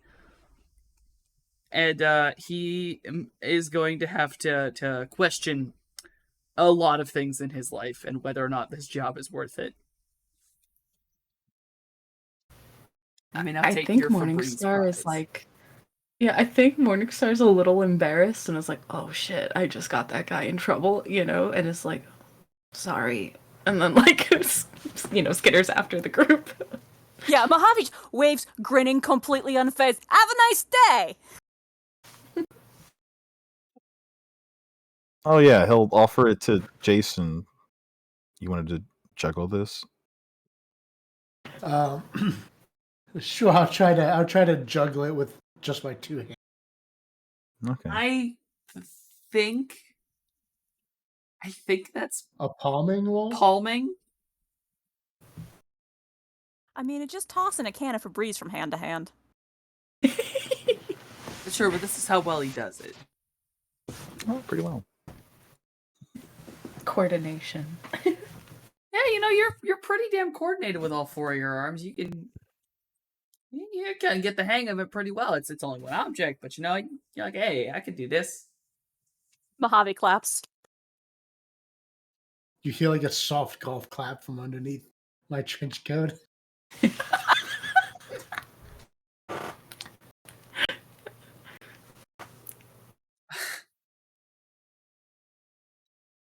So Thanks. your show of manual dexterity down. You have arrived at the garage. I'll just sort of open my bag so that the Febreze can be put in it. It's like a messenger bag, and just lift off the flap. I'll kind of just toss it in there, like how you throw shit into a trash can, like a basketball or whatever. Yeah, I'll just toss the Febreze in there. Yep. The plastic Febreze bottle kind of clinks off some. What you can hear is like glass and other things, something crinkly. You're not really sure. You'd have to look in to see, but various sounds of other things in that bag. Would it be okay if we brought the windows down again? Well, I mean the windows don't really go down. They're not designed for that. Oh. They're designed for RPGs. But I mean, Right. I could open up the roof. That's how I let my drones out. Yes, please. Yeah, sure, we could do that. So I'll hit the button that opens up the roof so the drones can leave. So it turns into I sacrificed some of the tankiness for a convertible tank. Yeah, your massive appreciate roof it. just telescopes back into itself and falls into place at the back of the car like a massive shield. Thank you. Yeah, man, no problem. Let's roll out. Yeah, so she, goes towards an end because she's rather large, and despite being rather large, does try to like compress herself in the vehicle so that she doesn't take up too much space. But yeah, she'll kind of go to the far end. I imagine towards the very back, that's where like the Lynx is at, and then like my roto drones are kind of like back. Okay, yeah. And Mojave just sort of throws himself into a seat, just sort of like sprawled casually. As much Never sit in a as chair normally. as much as Morningstar contracts, T expands to fill the available space. Because otherwise, he's just a child. He's like a grown man sitting at like a Fisher Price desk. Otherwise, so he kind of just goes back to how he would normally be back here. Yeah. And then I'll just drive us to where we got to go. All right. The drive towards the South Covina flood wall is about all the way back down there is actually about a 30-minute drive.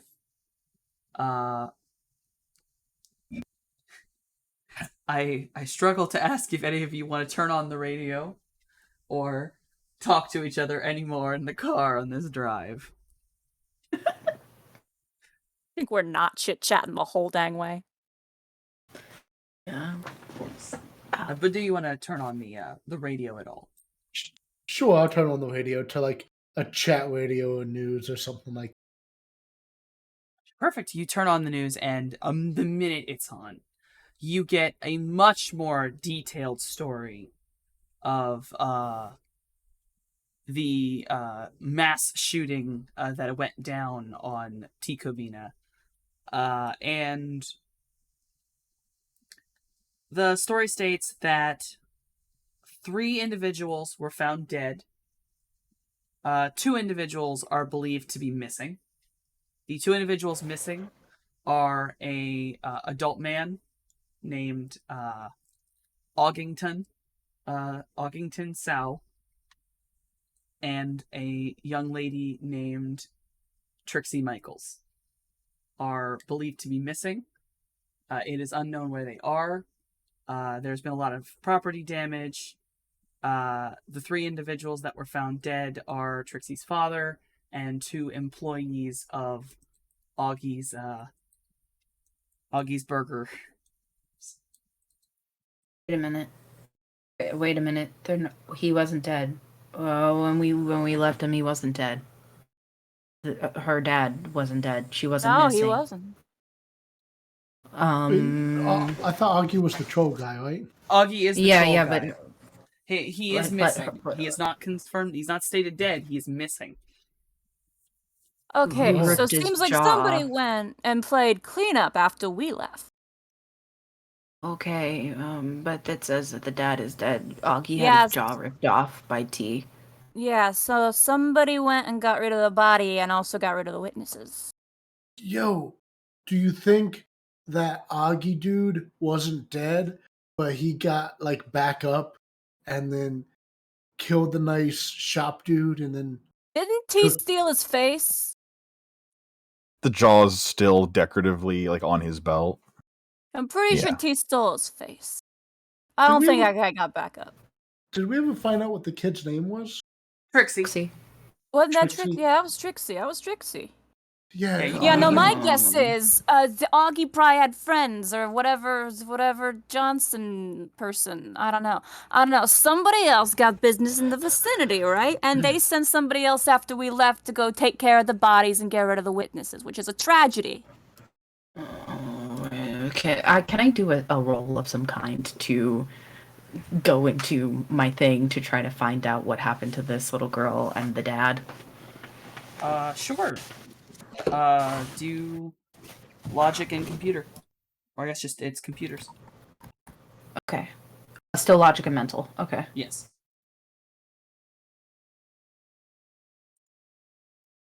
Four.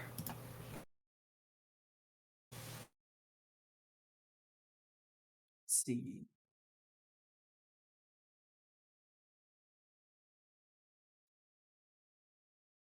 Brain just melted. Yeah, that's well enough. You get some information off of the internet, the Matrix, that sort of in some side circles, people who probably shouldn't have been there got photos that they really shouldn't have, and they are witness to an image of the window of the Stuffer Shack. There is a message painted on the window that is in some kind of language that you are not familiar with. There are many symbols there.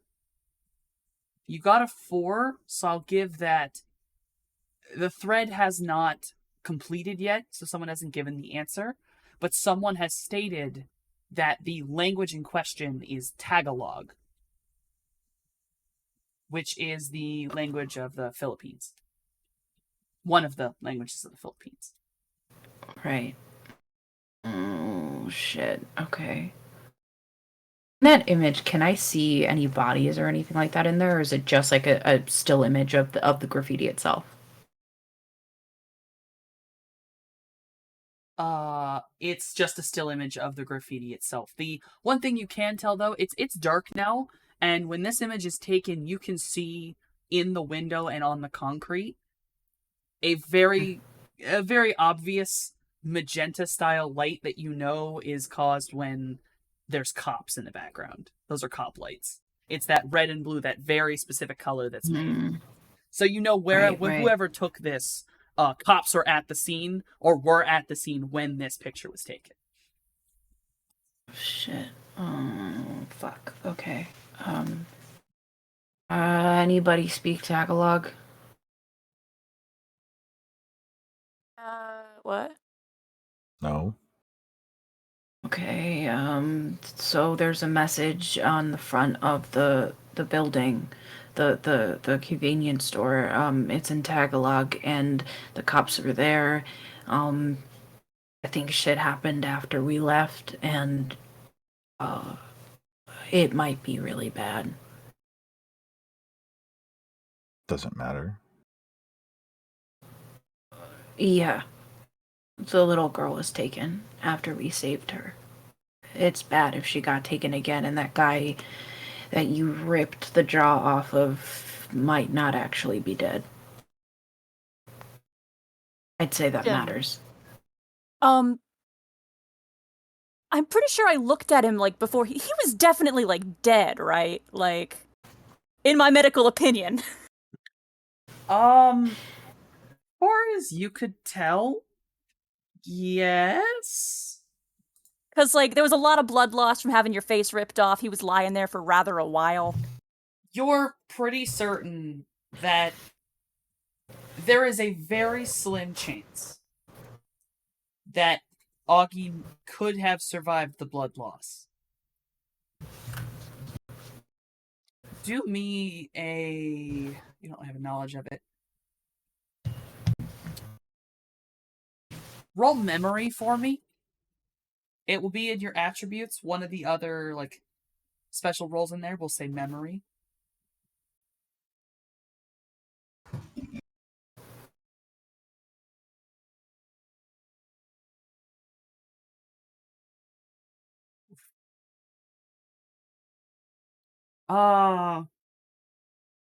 Searching your memories, you're pretty sure Augie should have been dead. But in your memories, you're also very aware that there are pieces of cyberware and types of chemicals that can make someone appear dead. And if you're not really careful when you're looking them over, you can think someone's dead when they're not. So you're not sure, was it that situation, or did someone just take Augie's actual body? So you're not actually sure. It could be either one. Yeah, so one way or the other, it's likely Augie got some friends. We did what we were paid to do. Well, technically, it'd be a failed mission, though, wouldn't it? Because his daughter still got taken. Well, if he didn't leave, that's his problem.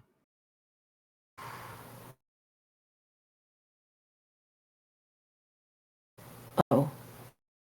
I mean,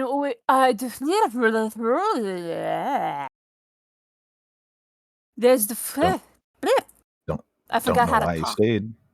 I do not know why he stayed. So what I was trying to say before I forgot how to talk was, even if you don't count the little girl as being part of a problem, right? There is the thing where whoever picked her up is probably Augie's friend, and however this thing develops, right? It'll come back to us, chances are, because you ripped Augie's face off. So it's still probably a good idea that we care about it. We're gonna be like mercenary, like, you know? As that conversation's happening, Morningstar's having like a mild panic attack. Her tongue starts to like shoot out of her mouth rapidly. She's got a forked tongue, so it just starts like almost as if she's like tasting the air. And I don't know what kind of fucking search I would have to do, but I'm gonna try to see if I can ping that same. It was like a little bunny logo for her phone, right? For Trixie's phone. Yes. Okay, I want to try to see if I can see it in the web, in the matrix. It's very long. That's a very long-term matrix search. Yes, it is. Shit. Okay. So, I okay. have an option for you that will make this easier, because otherwise, this would require possible VR drop and almost 30 minutes. But remember, that's too much. Yeah. you are a technomancer, and technomancers have something fun. Okay. Now, I'm gonna let this be fuzz because we're not using it in any form of combat. You could compile a sprite and send it on a mission to search the web. I would like to do that, very much so, yes. I want to compile sprite. Get stuff up. Just compiling, or do I press something else? Give me one moment to do this.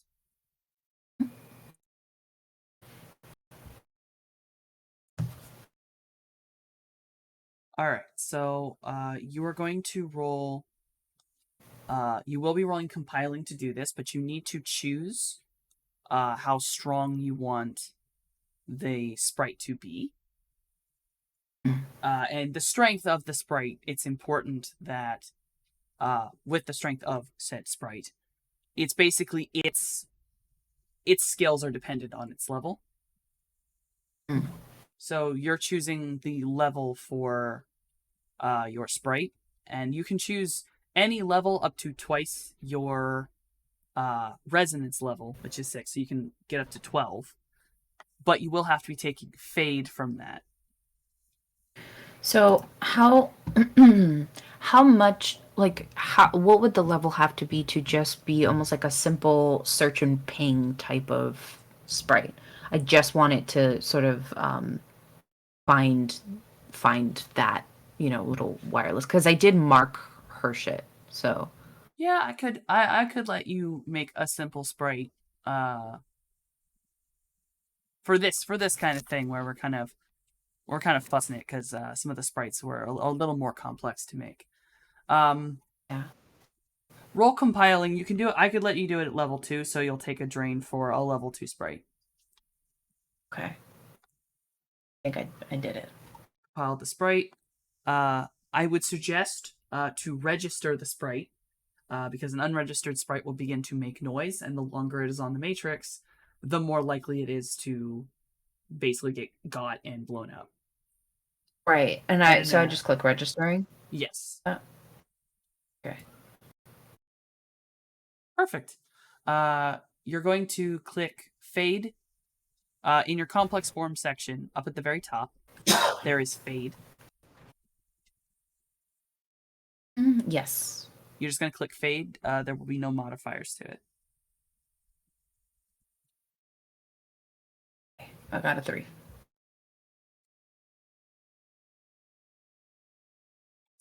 Taking a minute on my end to show up. Oh, there it is. Yeah, you are actually fine. You won't have to take the stun damage for that. Okay. This sprite will just be saying it is now sent on a search. It is basically going to just be doing matrix search for a long time, which is it's not even a roll, it's just going through data. So you can leave that to perform its task, and it will come back to you when it has found something. Okay, cool.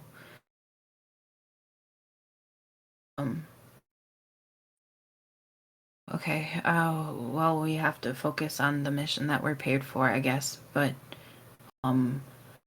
it is kind of important for us to know what's going on, because we don't want it to come back to us. Nod, nod, nod. Also, like Jay said, we're the good guys, right? We gotta keep an eye out for the kid. Yeah, we're the good guys, and Aki saw our faces. Yeah. He did. And Morningstar kind of like shrinks even more in the seat and is like comfort pulling her hoodie around her face. So, I will say the party make the drive from the condo towards the south dock of the Covina flood wall. First, I guess, landmark you'll pass. You will eventually pass the location of last night's shootout, and you are now finally witness to its current state as a still active crime scene. There are local police and area security forces littering the small street. A roadblock stands stopping anyone from heading to either the convenience store or the restaurant. The roadblock does not block your passage, however. What would you all like to do?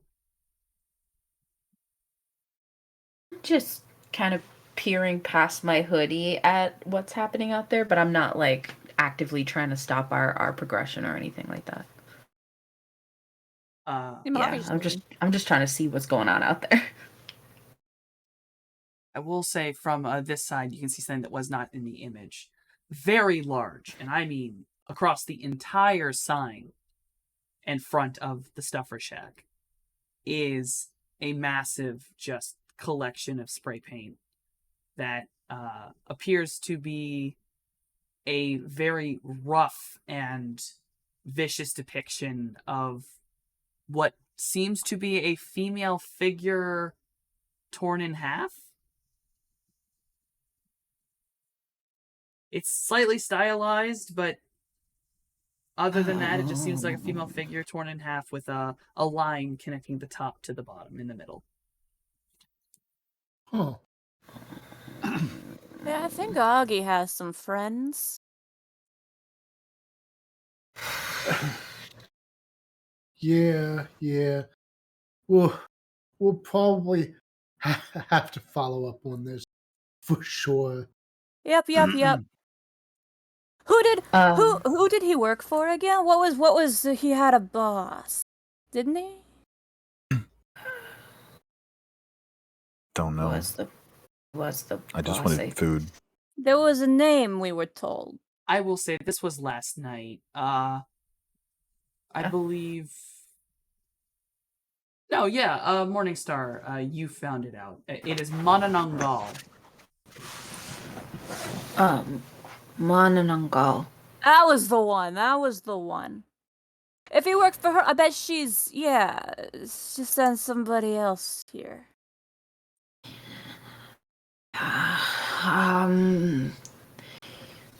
The symbol itself, do I like recognize that at all? Have I seen that elsewhere before? No, I can't give you that symbol. That's too rare fine. to be seen. Yeah, that's fine. So I don't know what it is. Yeah, the hero squad will just have to save the day again. No, that doesn't sound. We'll work on it. I just kind of drive through cautiously.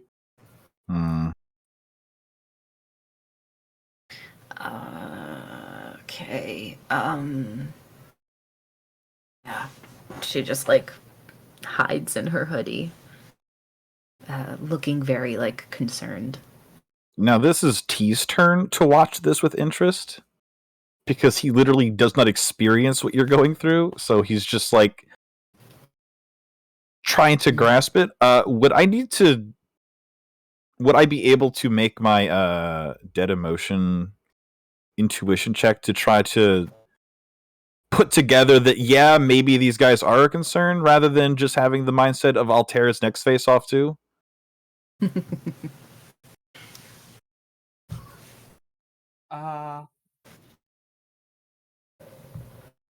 I guess. Yeah. Yes. Quick I'd say pause, this is- Softy. Yes. On the stream, mine and I know Noskavian's. I'm attempting Okay. to fix it. I do not know what has occurred. Neither do My I. It's fine. I imagine they can still hear our voices. They certainly can. I think I know what has occurred, and I am unsure of how to fix that particular issue. That is a new one on me. Has Right, completely well, we can fallen still out of play. frame. So, for a moment, it's going to be a black screen. I'll fix it during the break, I promise. Okay. Actually, in fact, I assume you guys are going to drive past the entire mess that's going down. Yeah, I don't think any of us are terribly keen to talk to cops. Yeah.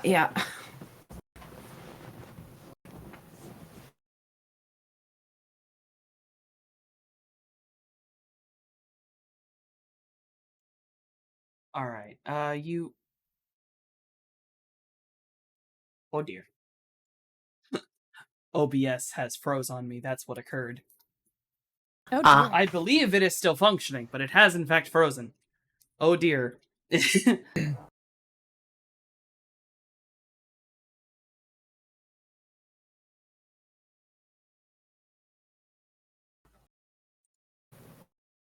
Just throw in the chat that there's technical issues. Might be a good time for a break. Yeah, I think we're going to go on a break while I go fix this. Pause going on break. Just throw in the chat that there's you can hear me yelling. Yeah, there we go. So I'm gonna put it through a break as long as it's gonna listen to me. So Yeah. I think the audio came back for a second, so I'm just gonna say we're going on break. We'll be right back, guys. Yeah, I did the thing.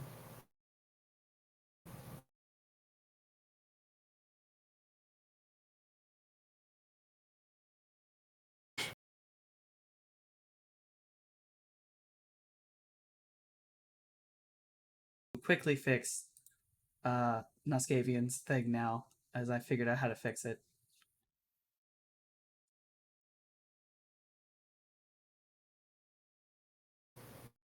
Forgive these the background things. I can't fix it without it being revealed, because OBS is mean to me. Guys are currently missing out on luxurious brushing of Noskavian's beard. Should be jealous. Can check out his OnlyFans to see the same kind of content if you'd like. I think it would be much appreciated.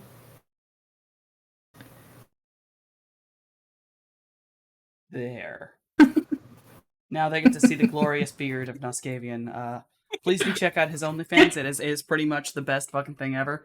Trust me, worth the money. It is just beard content, you know, Absolute just good, beard content. wholesome, delicious beard content. All right. Now that I make sure that's safe, that's all looking good. All right, we're back. My notes up. All right. So when we stopped with our lovely party members, they had driven past the events of that environment. So,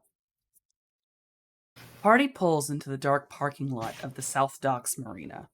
It's a small marina, only able to moor small private fishing and speedboats. Out closer to the water, there is a single individual sat against a lamppost, smoking what appears to be a cigarette with a green ember. They are dressed in a fishnet bodysuit with an iridescent silver vest and short shorts combo. And I will say, even from this far away, Morningstar, you immediately recognize Nero. Of Obviously course I dressed for do. work. No, of course. I mean, always dresses to the nines.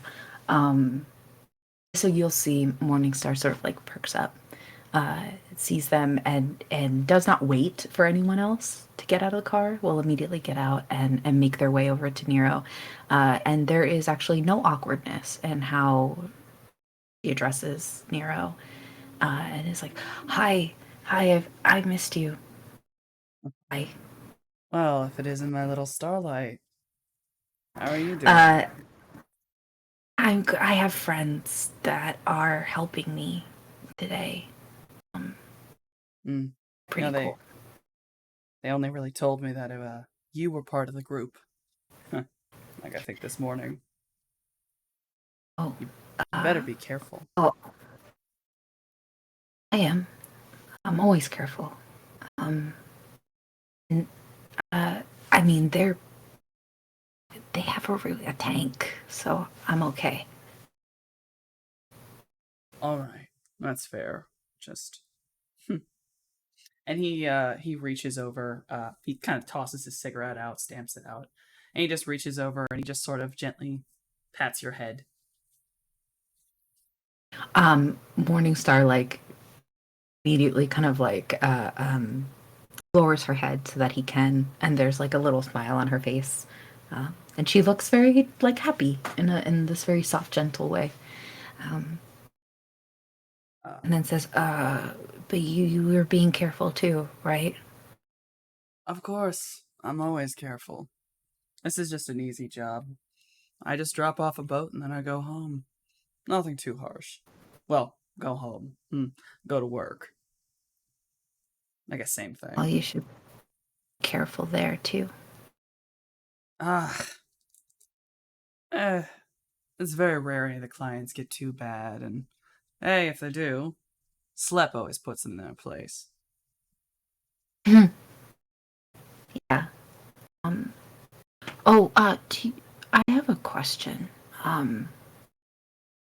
Do you know anyone by the name? Oh my God, player is forgetting the name.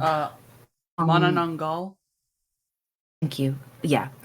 Do you know the name Manananggal? His eyes immediately get wide. Why? Why do you know that? Because last night we kind of killed Augie and some people to save a little girl. But now that little girl's missing and Augie's not dead. And there was a Augie worked for Manananggal. Augie worked for. Oh, shit. What does that mean? Well,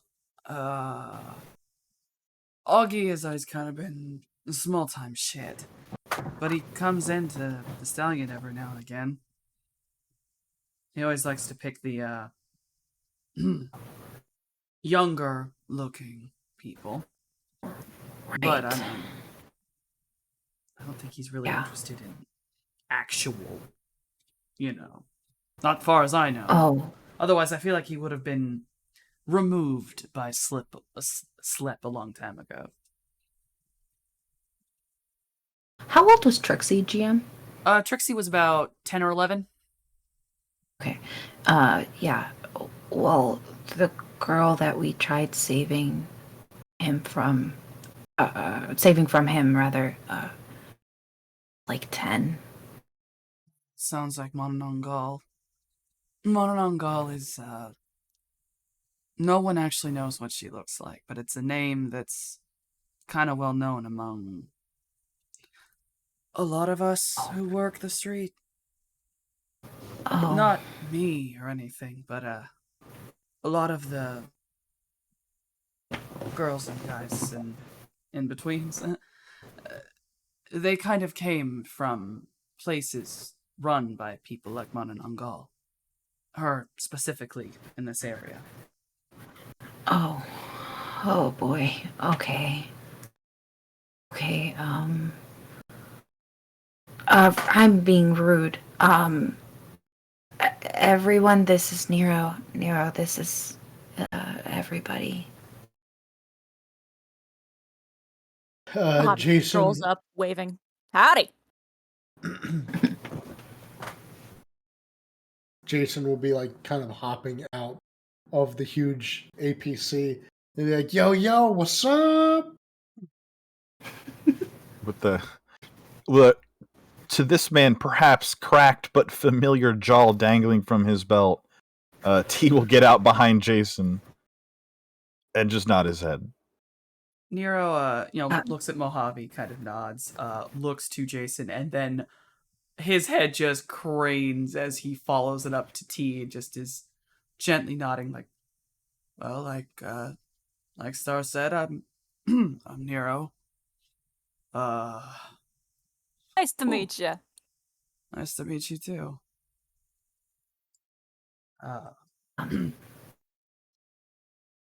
Yeah, I'm just here to be your contact. I got the boat down by the docks.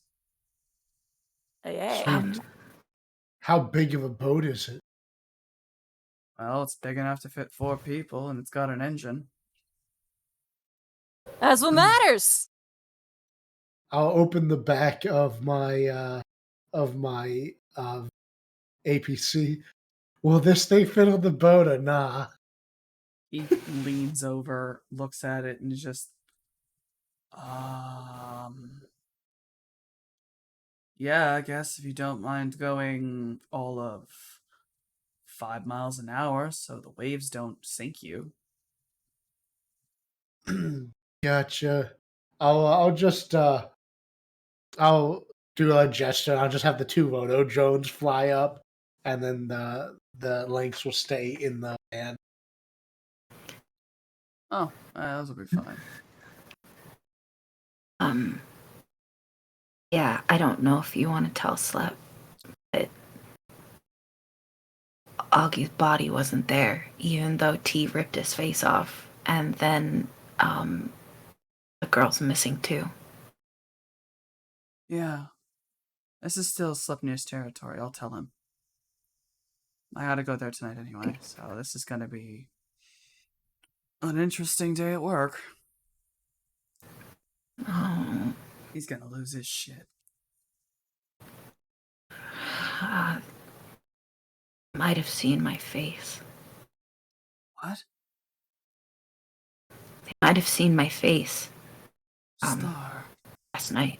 I know, I mean, you went through the back, and then I went through the front, and I'm pretty sure he was on the ground when we left, so I don't think he was up when you were up. I think he was down when you came through. I just wanted to save the girl. Oh, Star. Because we went and had a chat with Mr. Bubbles. Mr. what? Mr. Bubble. Yeah. Water spirit. A water spirit. The girl could talk to it. Girl I had don't know. a friend. Oh, His yeah. name was Mr. Bubbles. Shit. Yeah. Is that bad? No, actually. But thanks, probably need to tell Sleipnir about magic getting involved. It's kind of important. Oh, is that important? What do you know?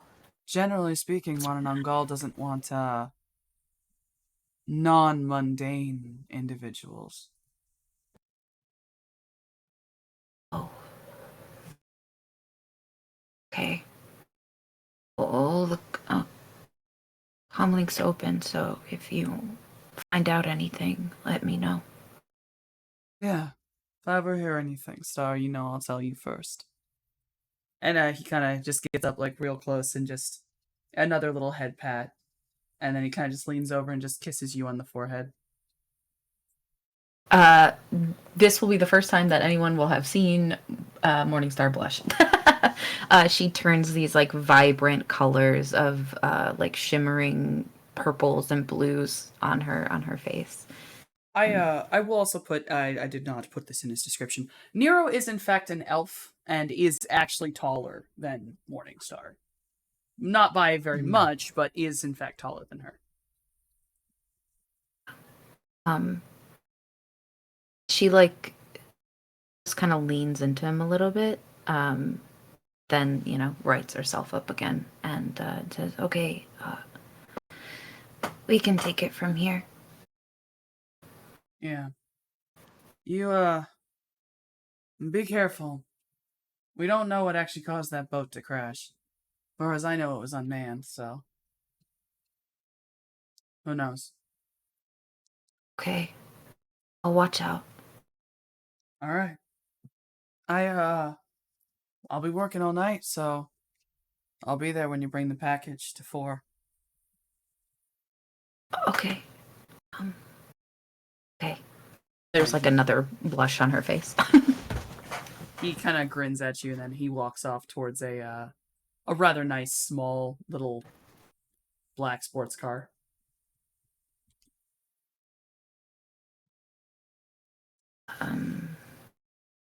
Okay, cool.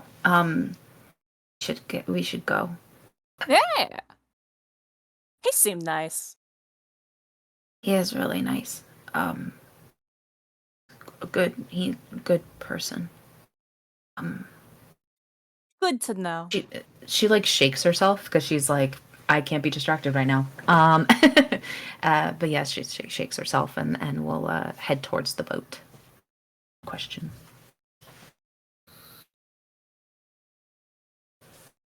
Yeah, the boat in question is rather small. It will fit all 4 of you. T pushing the weight limit just a little bit.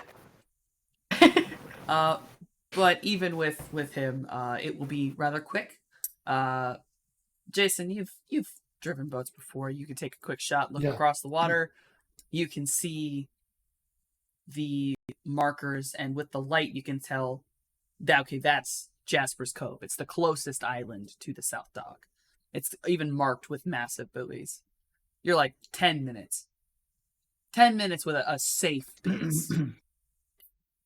Well, all right. Is everyone ready? Yeah. Yeah. Mahoney's All just right. like beaming to be on a boat, just all grinning. Hey, your drones, do they have like scanners that can scan the water? Yeah. My drones have scanners. They can scan for stuff. Okay, because they don't know what brought down the ship. The boat that brought this suitcase over to begin with. So there might be something in the water. Okay. Yeah, I'll keep some eyes out. I'll kind of have my roto drones kind of flying like a perimeter around the boat and like scan. Yeah, Sort of just to automated. give me a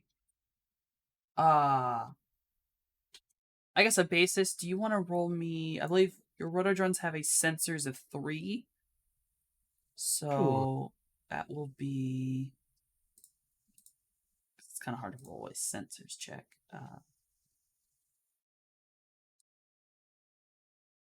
Roll me,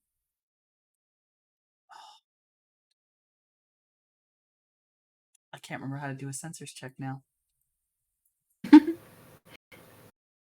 You know what? We might have to do it mechanically, which is you on the top of your sheet. There will be a little dice, and you just roll a certain amount of die. My sheet of the drones sheet. Your sheet. So on the top of your sheet, there should just be a little d6. Nope.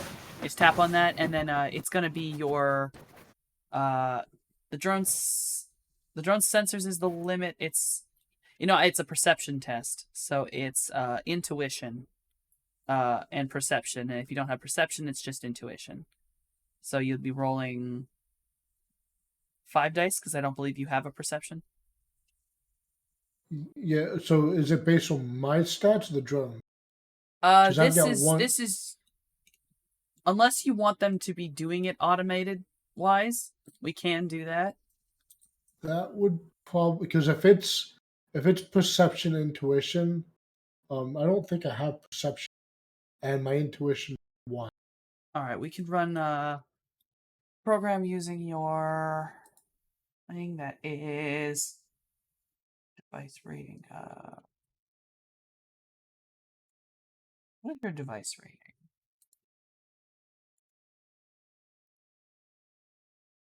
Device rating is 6, so that is going to be 6 plus. Let's give yourself 3. Roll 9 dice. The limit is Okay. 3.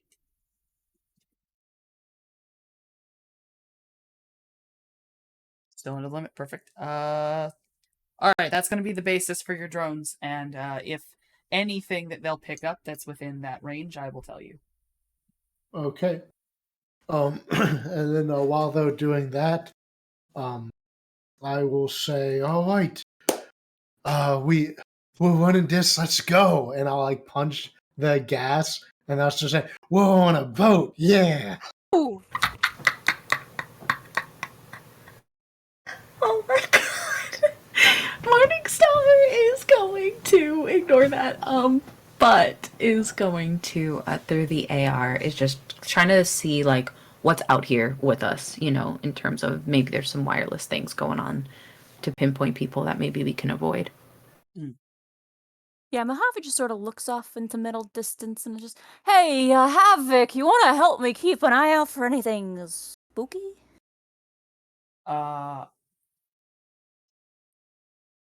He's not going to appear, so I'm going to. We'll say Havoc says yes to you. No one else can hear or see anything. Mojave is just talking to the air. Hey, thanks, buddy. Gives thumbs up to the air. Morningstar did see the Havoc before, even though she doesn't see them now. Yes, so Morningstar would have a memory of the fact that Havoc is whatever that shadow thing that she saw before is. Okay, yeah. So she'll just know that like Mojave isn't talking to air, but won't say anything. You know, we'll just kind of let them be in their element.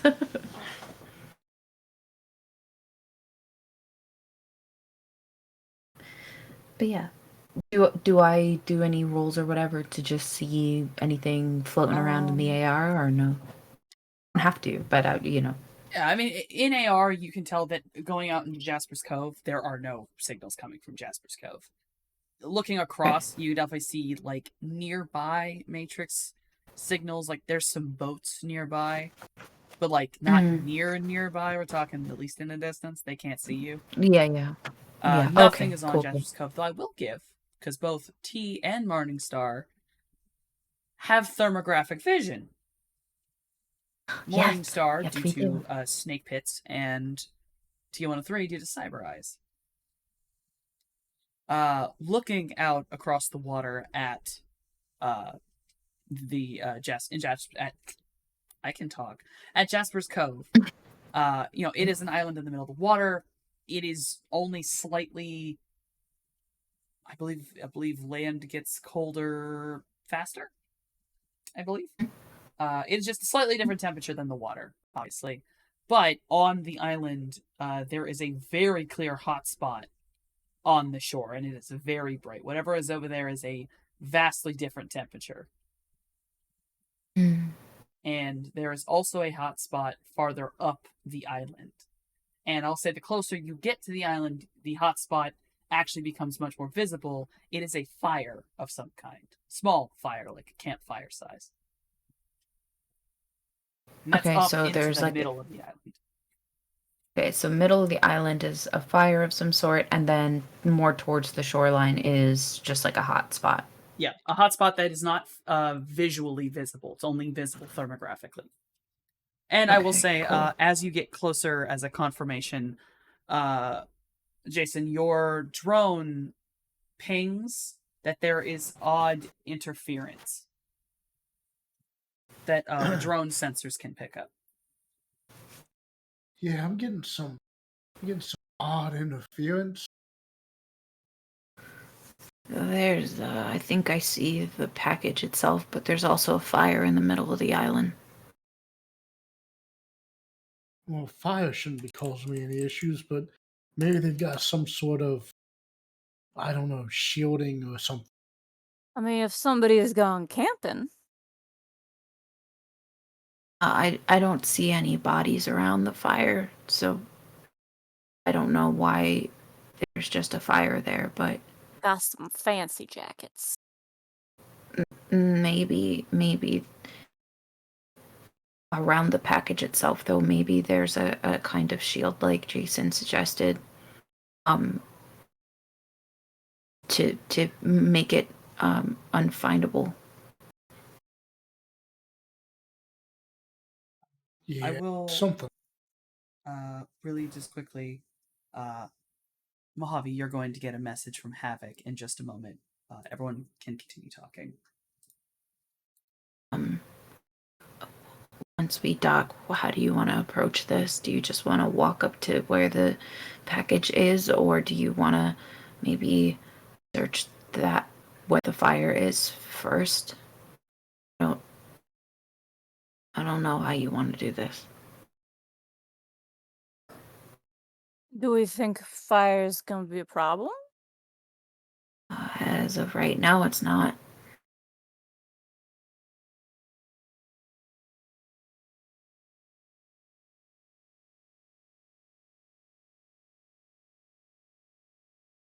Hang on a Me? sec, Mojave Yeah. says.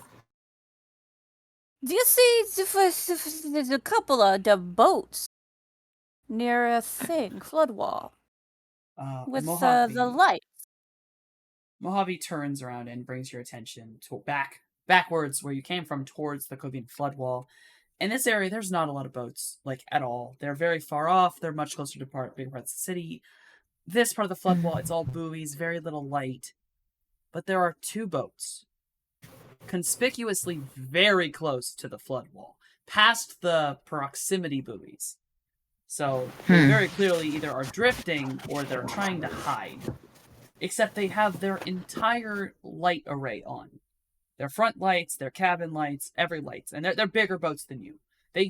From this distance, you can maybe guess that they're either a much larger speedboat or maybe a fishing boat, given their size. Each one looks like it could probably, Jason, it could probably hold 6 people each.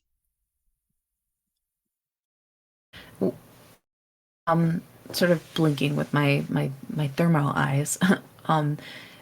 Do I see like figures moving around on those boats? The lights are obviously their heat source. It's making it a little harder to see, but movement is something you're very good at picking up on. And you can't tell how many people. I would ask you to roll a perception test, which would be intuition, defaulting to intuition. Limited by mental. Okay. 2. That is a glitch. That is over half ones. That is a glitch. You did in fact get enough that you can see something, but with the glitch in mind, as you are looking out over the water, you do see movement. And then as the boat is kind of moving, something comes across your face. It is some form of laser. You're unsure if it's a laser pointer or if it's something else, but it flashes across your eyes and it blinds you for a moment. Okay. I think the moment that happens, Morningstar drops to the floor.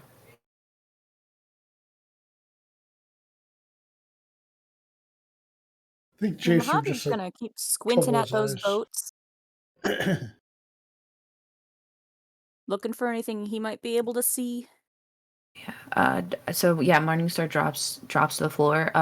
Because in her mind she thinks laser pointer gun. So she drops to the floor, and she says, "There's movement on those boats, and I think they have guns. I can't see. I don't know what's and there's like little panic noises coming from her, but she's on the floor. Hey, keep flattening calm. herself. We'll figure it out. He says, like still standing up, shading his eyes, squinting at the boats. I will say take a box of stun damage. Oh shit. Okay.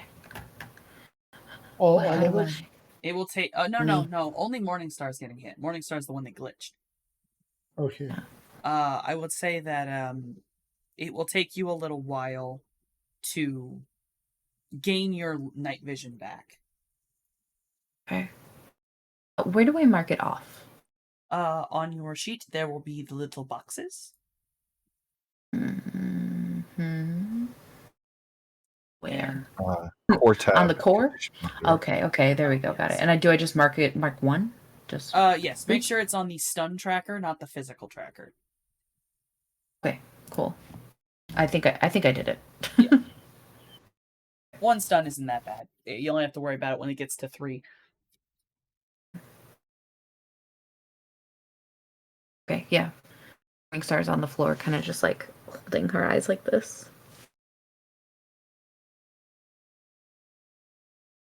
Upon approach of Jasper's Cove,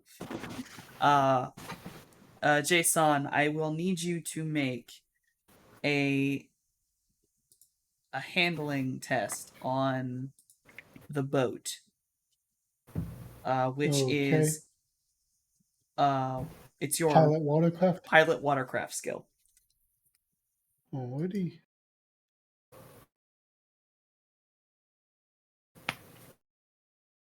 That is enough for you to carefully pull into the rather shallow crescent cove that is part of this without beaching the boat. You've managed to pull it in just far enough.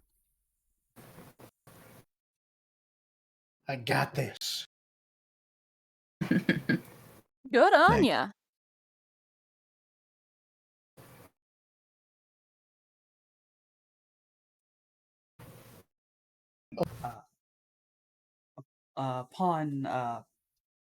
Upon landing, it's very dark here. The fire is not visible right now this far in because the island rises in elevation, and at this point in the shore, it's just too high up. But with the ambient light of the city, you can see the sort of silhouette and shadow of a much larger boat to yours crashed up on top of some rocks.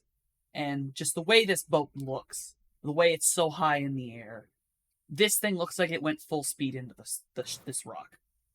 Like it just drove Yikes. right into the island at its top speed, nearly mangling every part of it. You know, I'm no expert, but I don't think you're supposed to park them like that. That guy didn't know how to drive a boat. No. Morningstar kind of gets up shakily and is like rapidly blinking their eyes. You sort of notice there's in that very reptilian way there is like another lid that is clear that blinks first, and then the regular lid kind of going rapidly as she's trying to almost like clear her vision. And then she's gonna kind of like clutch the side of the boat for a moment and say, I don't know what happened. That was very weird. You okay? Yeah, for everything red light in my eyes. I think I'll be okay. Yeah. Well, one way or the other, we got your back, kid. Okay. Yeah, we should get the packet. It's on the boat. And she'll like start to climb off of their boat to start, trudging over to this mangled boat. T will follow. Yep.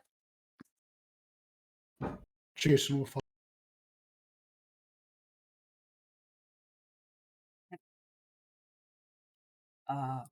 Upon approaching the boat, getting closer, it's very clear how mangled this is. You notice though that this boat has one oddity to it. It is completely like flat and smooth. There is no driver's seat to this boat. Jason, you can very clearly look at this and go, this boat is built like a bigger version of a drone. So a robot didn't know how to park a boat.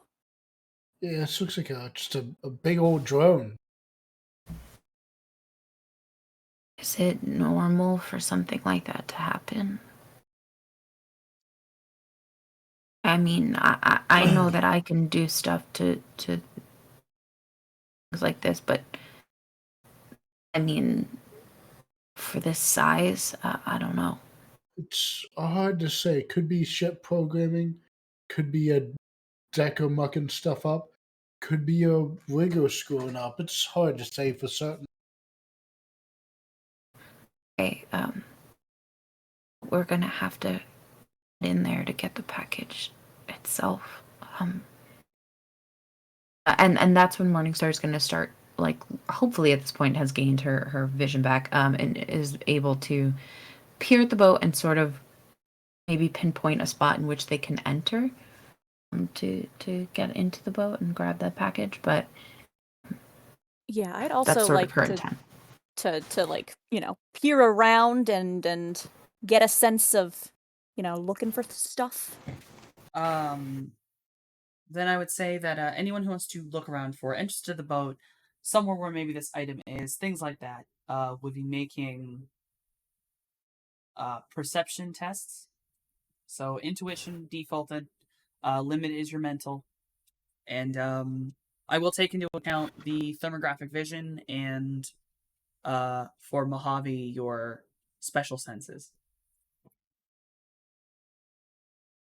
Okay. Great. But not bad. All right, it's not a hard. He is just sort of observing. Which stat do you use with intuition? Say that again? Wait, intuition.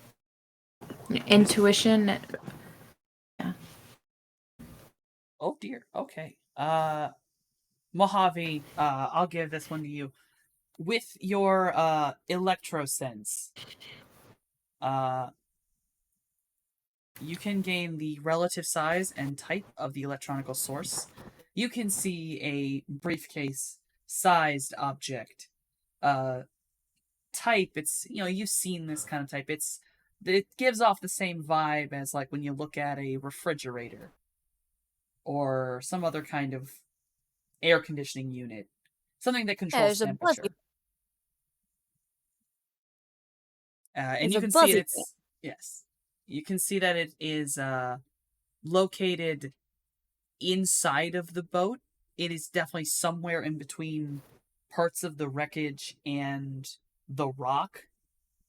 You looking at it, you're pretty certain someone's gonna have to like really reach in there and get under this wreckage to figure out exactly how to get to it.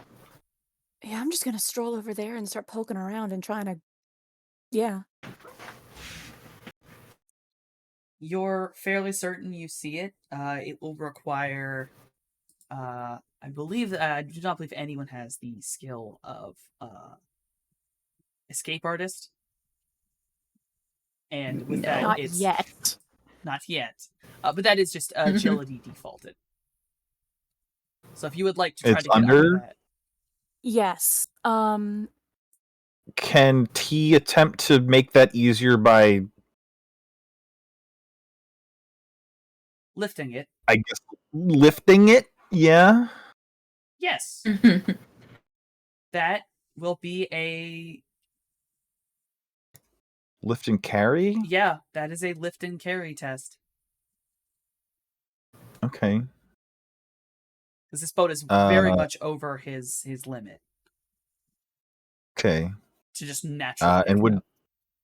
would the arms add the Yes, the arms would be giving their bonuses. So if you want to do lift and carry, which would be using your natural, add whatever it would require to put that that test, which I believe is body and strength together.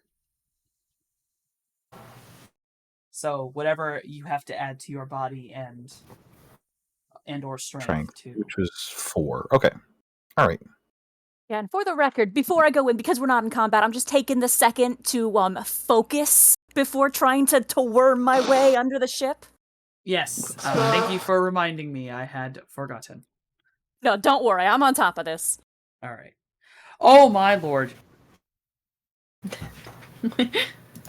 I click good. things. Did they click? So T comes over to this mangled wreckage of a boat as Mojave is studying it, and reaches under parts of the mangled bits, and he starts to pull. You hear the yawning of solid metal as he pulls it, and the force he puts on it isn't enough to move the whole boat. It is enough to tear away part of the fiberglass and push it out of the way enough that it is much easier to get into where the briefcase is. Wow. It is easier, but it is not that easy. Well, I see the else... thing is right over there. I can't quite reach. Yeah. No, well. Yes, someone else Anybody may got attempt longer the arms? agility test.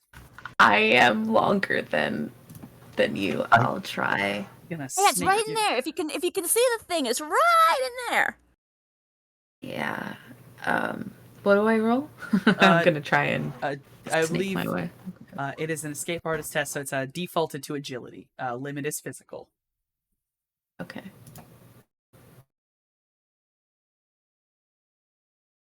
Ooh, me neither. Okay. That is. Uh, Oh, uh-oh. I'm so sorry, Morningstar. It's okay. It's okay. As you attempt to reach under the things, you almost touch the briefcase, but at the last minute, you make a small mistake. You reach in just the wrong place, and you cut into your arm on a sharpened piece of fiberglass. Oh, lovely. Okay. Please take a point of physical damage. Okay. I'll try now.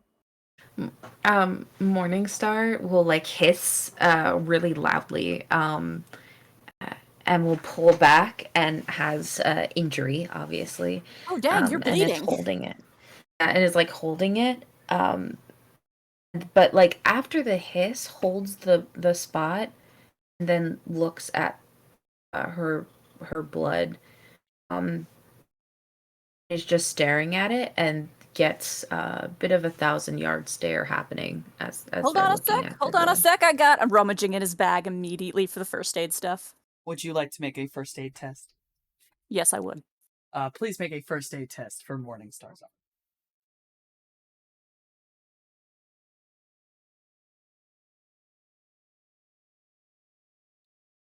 arm. Yeah. You can remove that physical damage hit. Clean up the wound all nice. Slap on a future band-aid. You gonna be okay? There you go. Right as rain. So, question out of game real quick. How do I remove physical damage from this track? To clear your track completely, you will click the actual thing that says physical damage track. Okay. Yeah. Okay, and then in game, you're still looking at their hand that has the blood on it. Has that like 1,000-yard stare. Sound is like muffled for her at the moment, and she's actually having a little bit of a flashback. She is remembering injury sustained while in the lab, and she is unaware that she's breathing very quickly, almost like hyperventilating as she's like staring at her bloody hand. I think Mojave kind of like gets in her face is the wrong way to put it, but sort of hands on shoulders, like look in the eye, like, "Hey, are you okay?" Morningstar, along in the attributes section, around where we have Dutch intentions, memory, there is a composure test in there. Oh Lord. Okay. Oh Lord. Okay. That's not a true glitch, but Okay. Having a I'll moment, that's give fine. that since Mojave is helping you, that is enough. To remain, Okay. though you will probably be still having a bit more of a panic attack, you're not going to actually have one where I get to say some unfortunate things that happen. Yeah. Okay. So eventually their reptilian eyes like focus and narrow to slits, and then kind of normalize again, and look at Mojave and it's like, I will be fine. I'll be fine. I'm fine. I'm okay. I'm okay. Okay. The smiles, pats her shoulder. Good. Don't worry. I got your back. Okay. Uh, we should get the package. Yep. It's the mission. Okay, so the suitcase, like the is it like wedged in there, or is it just like out of reach? It's one of those ones where it's ever so slightly out of reach, and everyone who's reached in has either basically reached in wrong, realized they were going to cut themselves and had to pull back, or in Morningstar's case, actually did cut themselves and had to pull back. So is it something that could theoretically be grabbed with a big stick? Knock it out of the way. I would say that's I guess that'd just be a melee. Because yeah, the one thing like a weapon. Because he's lifting it, and he can't lift it and grab at the same time. It's a big boat. Well, he didn't lift. He more ripped a big chunk out to make it easier. Oh, true. Yeah, but try the stick by all means. I mean, if you want to go, like. Yeah, if I may. Yes, if you want to default on agility. Well, actually, no, you do not have to. If you would like to instead use your metal arm to simply push through all of the items. Yeah. Oh, true. In that case, I will let you.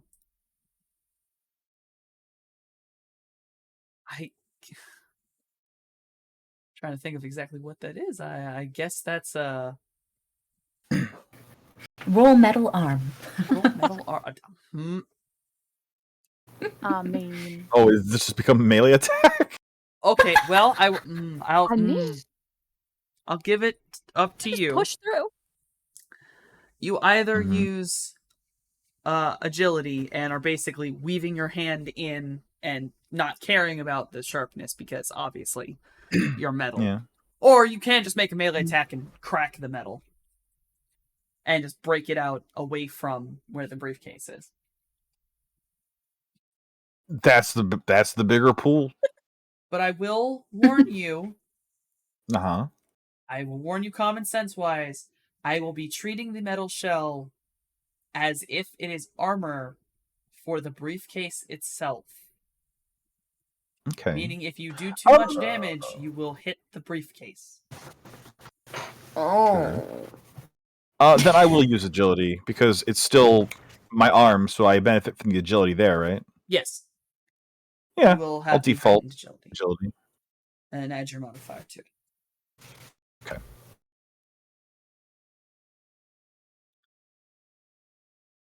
You watch as T just pushes his hand through, the metal just bends out of the way. He grabs the briefcase and just knocks it, and then just grabs it from underneath, and it's perfectly fine. Oh yeah, that beats a big stick.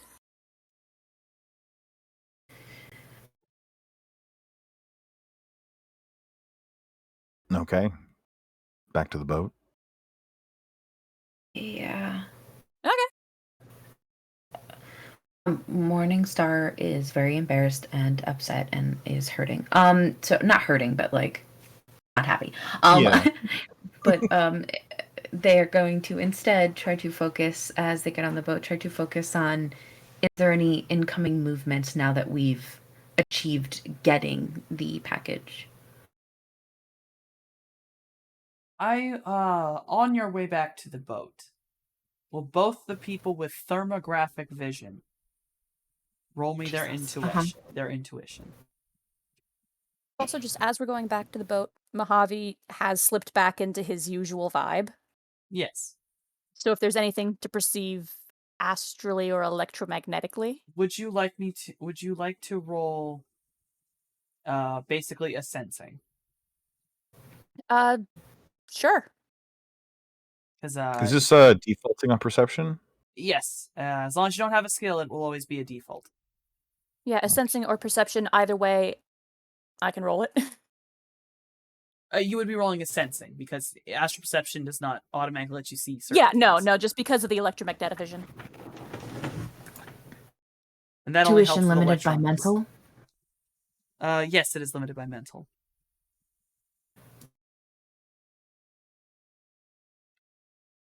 Fuck yeah, Mojave. There are 4 auras moving quickly through the brush towards you. With a sensing of 3, you can very quickly tell that all of these auras are people. Oh, I think we got some friends coming. And with that, 4 individuals come running out of the brush very quickly. All of them are wearing the same kind of blue leather jackets. They seem to have had a patch on their breastplate before or at some other point, but right now, whatever was underneath it is covered in black duct tape. Okay. These 4 I'm individuals already. come out, guns drawn. So I'm already in AR. Yes. Do I see anything just like right away as soon as they come out? Do I see any like anything pinging for me? One of the individuals, their gun has an icon. It appears to be a smart gun, Okay. which is Well, when we get then actually into linked that, into a cyber eye. The understood. briefcase will be offered to Mojave. Yeah, Mojave's gonna take the briefcase and sort of step behind T, just like He's gonna start undoing the buckles on his sleeves, just in case. And in that moment, please roll initiative. All Sure. right. Initiative. Where is that button? Go. Here it is. Does Derp. initiative get rolled with the -2? Yeah. I don't think so.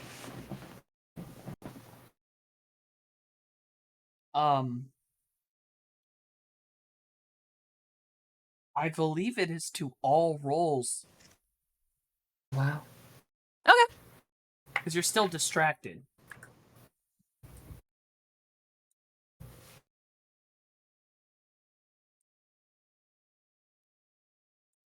You said you were an AR, correct? I am an AR, yeah.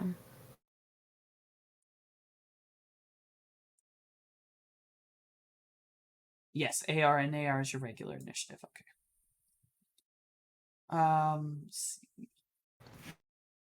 Need to roll the initiative for Du Bois.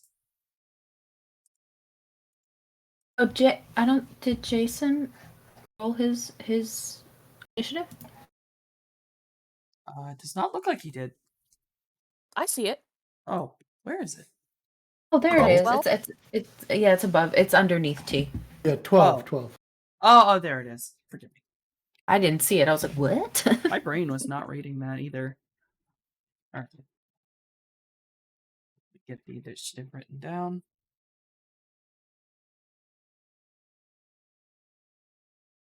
You all prepare what you want to do for your actions. I know what I would like to do with my action. Do I go? Am I the one? Grunt 1 is going to be first. So one of the boys is going. Lovely. Okay. And it is...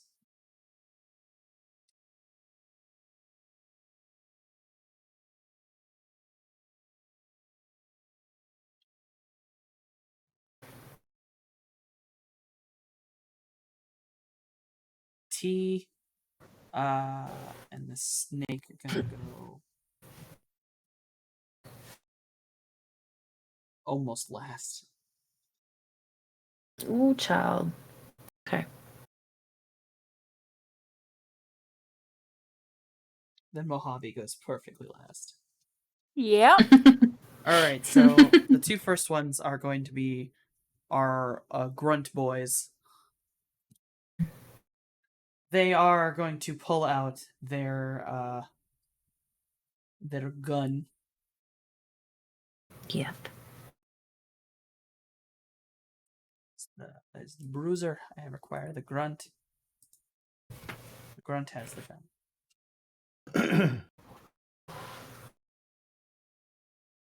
The grunt was supposed to have the gun.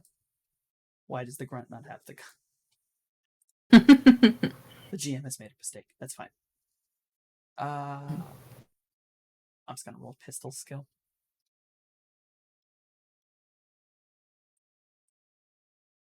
Beep. Noise. Oh, in the sweet.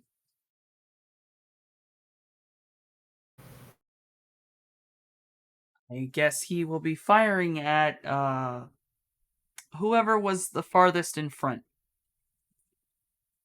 Of BT. Was that Hello, be it's me. T? Was T leading the charge back to the boat? Oh, back to the boat. So the people going back to the boat, that would have been the person at the end is in the front of the group now. Oh, then they would be Jason. Yeah. Yeah, He that's was Jason. close to the boat because he just got. That's right. Okay. I'm yeah. hiding behind Oh. T with the briefcase. That's all I know.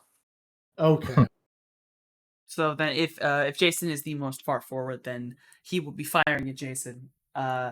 You'll be rolling your defense test, which is reaction plus intuition. And to do that, you can literally just click reaction, okay, and then it'll show you a drop down for the rest of the attributes. So reaction plus intuition. Yes.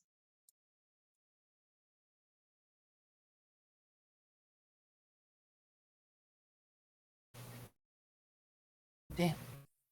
It does in fact miss you. The bullet to start this combat goes flying past your head as he fires a rather loud shot from an Ares predator.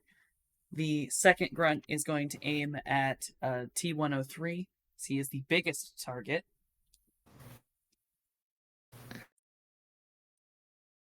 Ooh. He will also roll reaction plus initiative.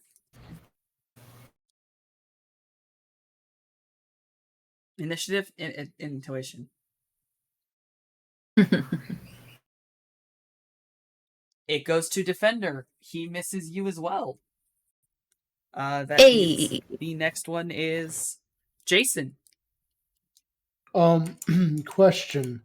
For my drones to start attacking, can I only attack with one of them, or can they both just kind of start doing their thing? The drones. Shite. The drones actually have their own initiative. Oh, okay. So the drone should get an initiative. Let me. Well, okay. So this actually depends. If the drones are okay, so there's three ways your drones can attack. There's automation, where they are on their own, like an entity on their own, which is their initiative. There is orders given, which is your initiative, and then there's you jumping into one of them, which is same idea. It's your initiative, but it's your matrix initiative instead. Now, if I give them orders, so it uses my initiative, do I still get to use both of them, or do I have to make them their own entity for them to? With an RCC, you can actually give with a single simple action. You can give orders to both drones at once. Sweet. So I'll be like, yo, bro, who you shooting at? I'll dive back and grab my little. I guess I'll dive behind something if I can find something, maybe T, and then I'll pull out my briefcase thing, and Weirdest combo.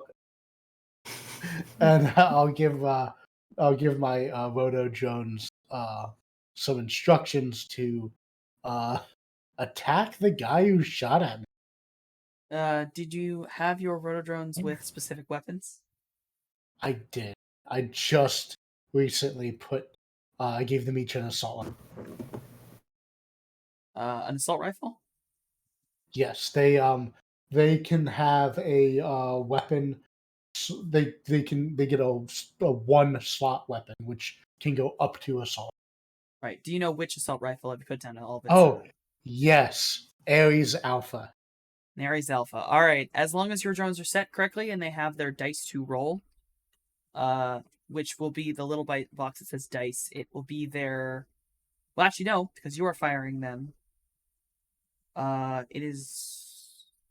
I'm gonna say it's a gunnery skill program, so fuck it. Device rating, which will be 6 plus.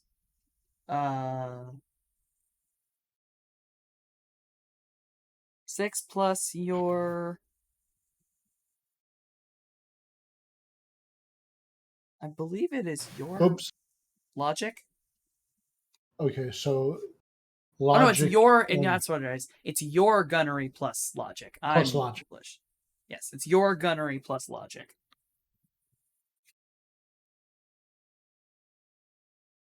It's bad actually, and then that would be them firing, and then these boys get a defense test.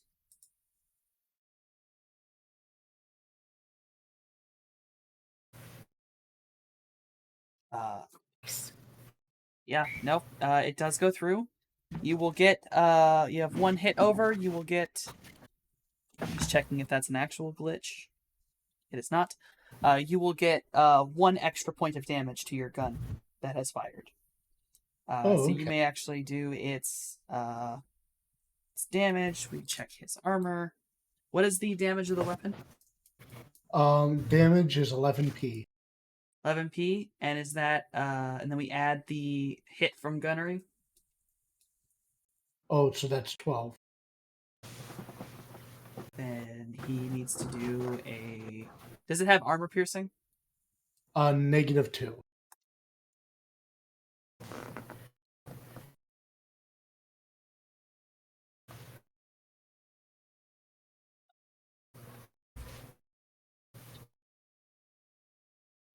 -2. Oof. Is said it was 12. I can do Yeah. math. All right, he's taking 8 stun. Oh shit. Yeah, that's how these are supposed to go.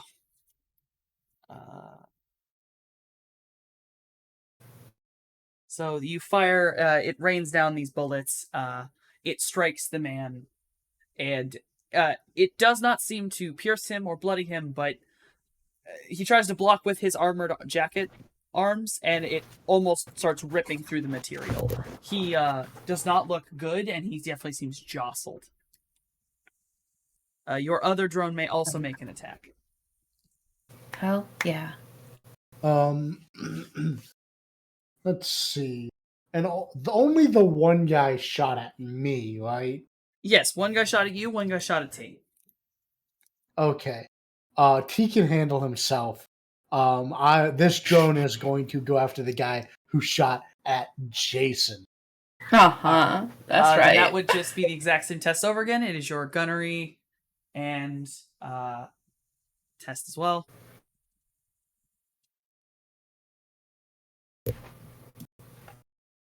Oh shit. Test. 1, 2, 3. That is 2. That 14. is 14, which is over. He can soak up 3 of it, which is 11. Physical. His body is boop. His thing is boop.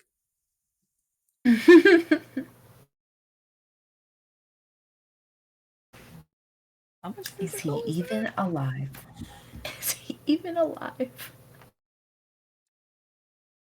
The second drone unloads its rain of fire, and it seems like it's going to bounce off of all of the nonsense, and then as he puts his arms down, one final bullet catches him in the clavicle, and he goes down. Oh shit. He Nice. is currently bleeding out on the ground. That is your turn. Well, Yeah, actually, Jason no. will just be a. You have one more simple action. Oh, do I? Yes, because it is Okay, a simple action to order a drone. I will spend my last simple action like at my control station. I'll just be like, yeah. That's fair.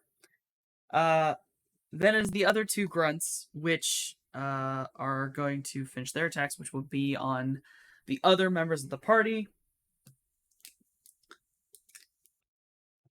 This one's actually has a pistol skill that is higher. Do I count as cover from Mojave? I am hiding behind T. I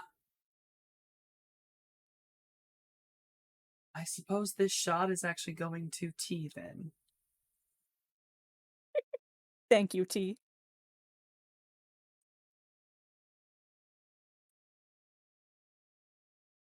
So T, make your defense test.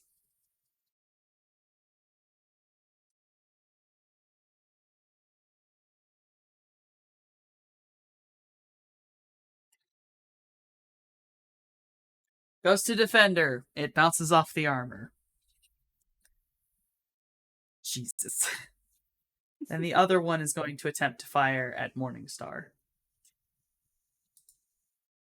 Morningstar, please make your defense test.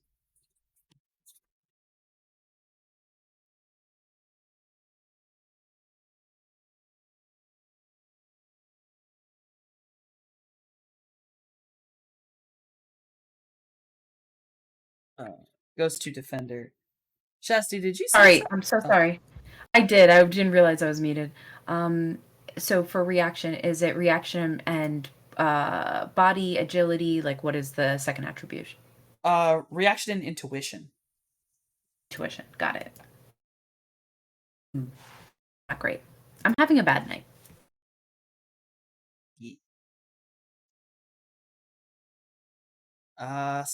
God, you do. I'm so sorry. 1, 2. It is these, which is a.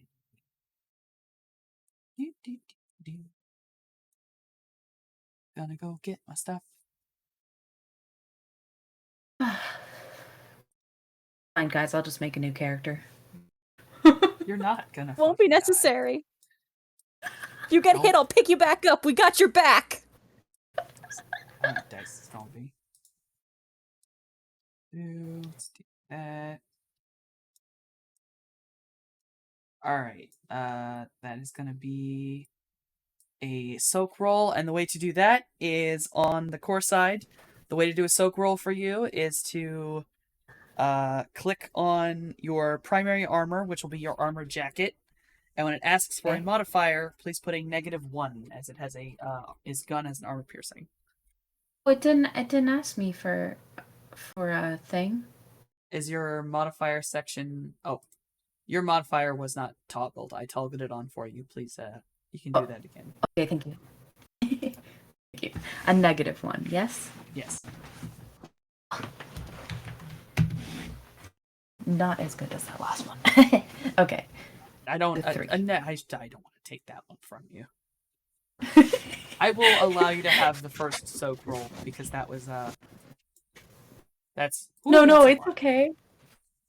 Is it a lot? Oh God. It's a bit. Shit. It's just a bit. Don't worry about it. It's just a bit.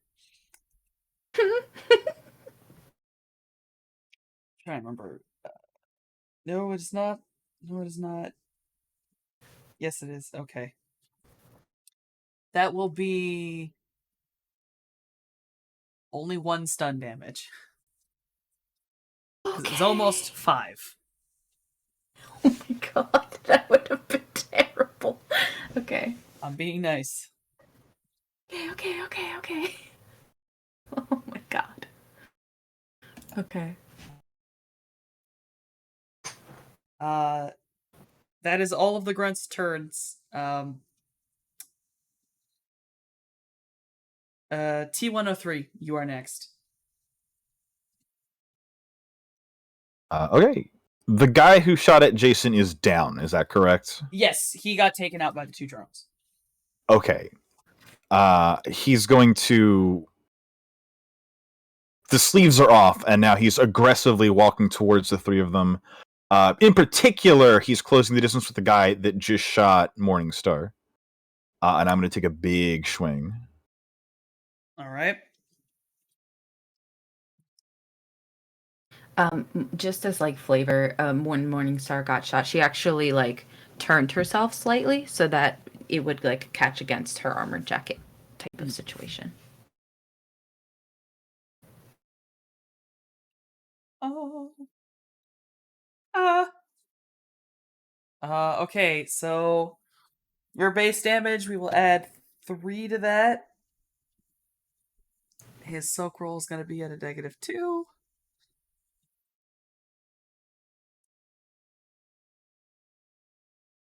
Oh my god.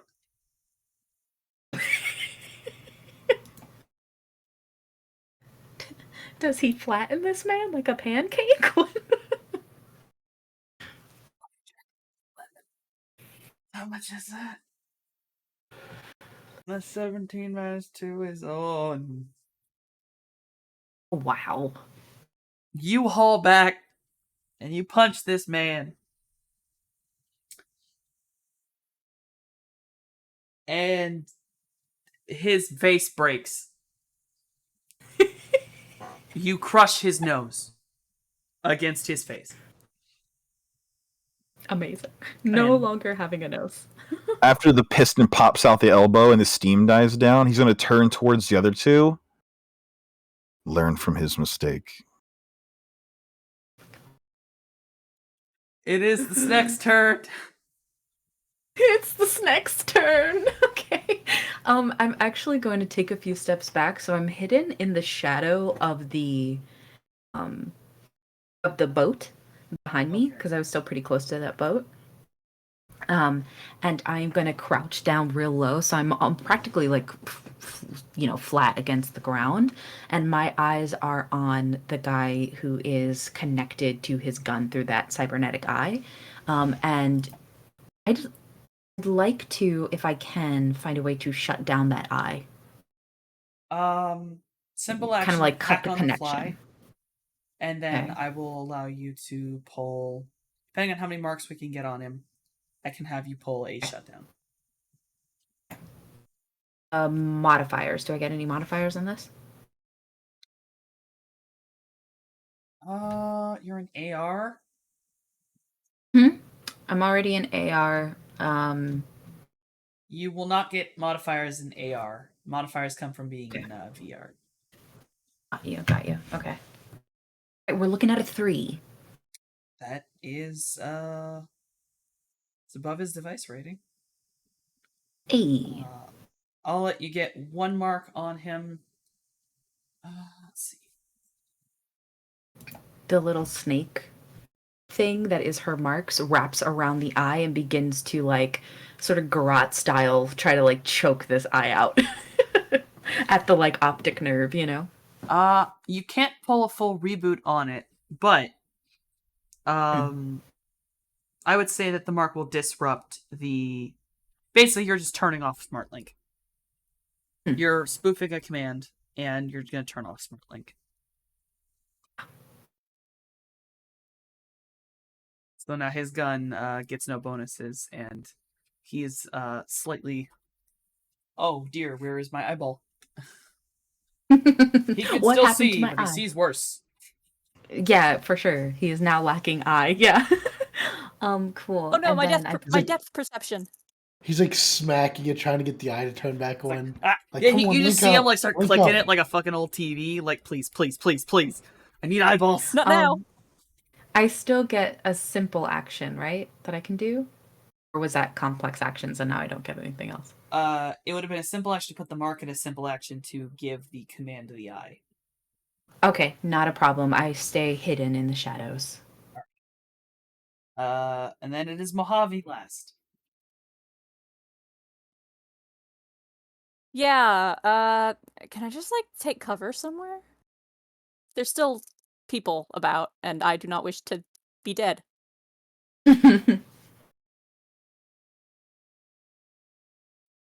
That's fair. You go take cover under the boat. with or behind the boat with Morningstar. Yeah, that'll work. When you come over to that area, you'll actually see Morningstar is like flattened up against the earth, and their tail is out and is like swaying back and forth in the grass. Yeah, actually, if this puts me next to Morningstar, what kind of shape is Morningstar in? I know you got shot, but I zoned out for a second and missed what actually happened. I got stunned, so I didn't take any. Like, I'm not bleeding or anything like Okay. that, but I got stunned. So you'd probably see like her jacket has some rips up in them now, but not Okay. bleeding, so. Not in need of any last second medical attention then. No. Okay. Thank you. There's still time, though. There's still time.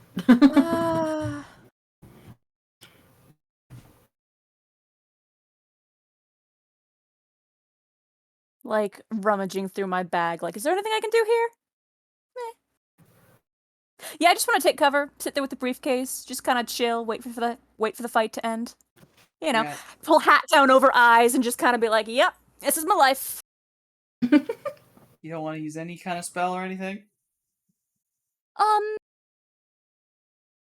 Yeah, no, there's nothing I think that would really be useful at the moment. All right. Then we will wrap it back around, and well, first grunt's actually dead, so mark him off the thing. Then it's grunt 2. Oh no, wait a minute. That's the one that Jason's turn. 1 was the one that you shot, and 2 was the one that T103 just punched in the face so hard his nose broke. You're muted. You're muted. Yeah. Thank you. You're welcome. I think. How many guys are left? 2 guys. There are 2 dudes, and I will say right now they are staring at T103. Absolutely fucking terrified by what they just saw. So, I so wish I could have miniguns on my drone so I could just spin the barrel without firing. But I want to have the drones like kind of fly in a like flanking pattern by those guys, but just not fire. Like basically add intimidation to what T is doing. You know what? Hold on. All right, bet. Hey, T. I'm gonna count this as basically an All right. interrupt action. Roll intimidation with a +2. Okay. I know your intimidation isn't the highest, but Yeah. Just surprising, given his sheer size. I only had so many skill points. since I made you roll that, I'm not gonna count that glitch against you. I was gonna say, a drone comes around and no damage done. It just sort of accidentally dinks off your head because its little AI missed the mark and went, oh shit. It has to like spin back into place, making little beep boop cursing noises. Well, if something gets back into place, like I'm here, I promise. I'll fix my hat. I'm scary, I swear. Nice. I have an assault rifle attached to me. I'm scary. And then Jay said, is there any other thing you wish to do? As ordering your drones to move is an order, so I guess that's your simple action for your drones. Yeah. I guess that's it. All right. It is both the grunts' turn. They are both going to do the exact same fucking thing, and they're going to attempt to shoot T as best they can. Oh shit! As best they can. These guys are not wise. No. So, T, your defense roll.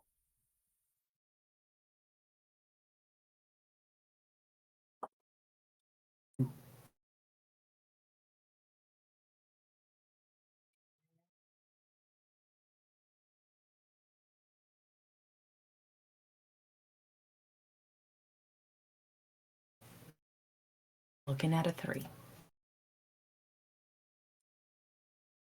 Yep.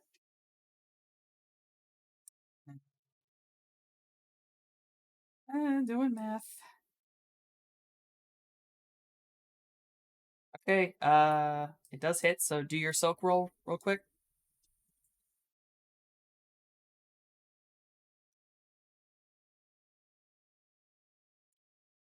That Nice. will drop the damage to exactly 0. No damage is done.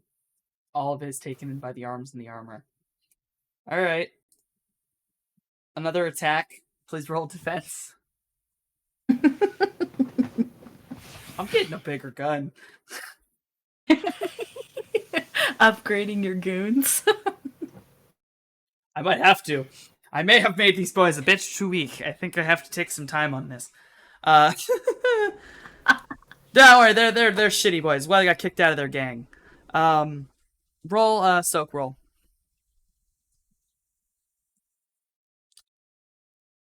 Oh, some damage actually is getting through.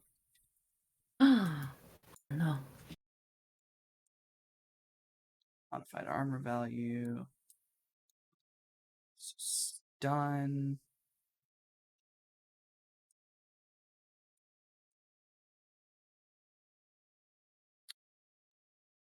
I can do math. 10 minus. Take 3 stun damage. You've actually taken 3 boxes of damage. You will have a -1 on all rolls from now on. Okay. And that is what they're going. Well, actually, both of those are their turns, and I'm just gonna put that as they're right next to each other, taking their turns together. They are now going to start running away, which is a free action, so they can just do that. Oh, was I close enough to attempt to bonk somebody? Your turn is right after theirs, so I will give you a shot. The guy who just started to run away. I mean, I will intercept, give you. I think, goes out of order? This is. But I don't know how close I was to them. The thing is, you can chase after them. Oh, perfect. We're doing it. Yeah, you can easily chase after them. Hell, if you wanted to spend a simple action, you could sprint after them if you really wanted. Well, But depends. given that Can they were in melee my range, friend keep pace? you can keep pace with them. All right, cool. I'm going to punch one of them in the back. I will say, technically Just- speaking, this is attacking while moving, which is a -2. Okay.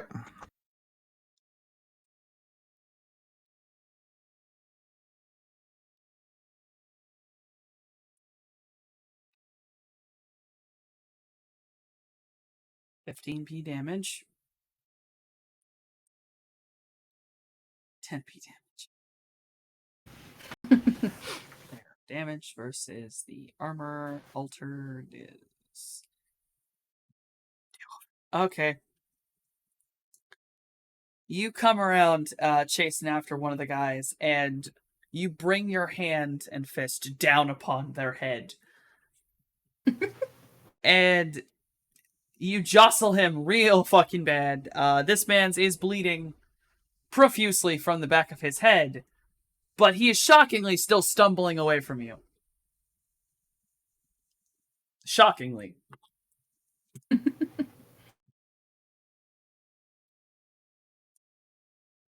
That Can yes, Jason? oh, can I send one of my drones after the guy who's still alive? On your next turn? Okay. We will go to Snick.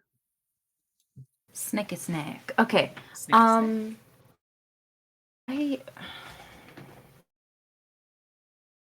want to shoot one of them in the leg. That would be a called shot. Boy. Okay. Which a called Don't shot know is what that means. a -2. Oh. Does my thermal vision give me any like bonuses? The only bonus it's giving you is you're not taking a negative. Technically, it is I would dark like- out. Your accuracy should be going down, but because of your thermal vision, I'm not taking it. Oh, I see. Okay. Oh, I don't know that it's worth it. I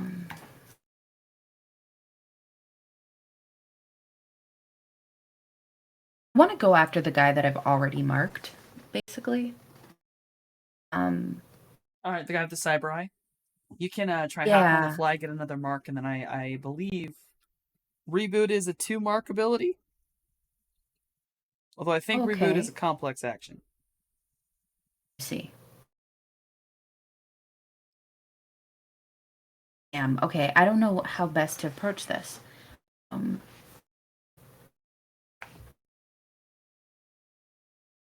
not very much a physical character, so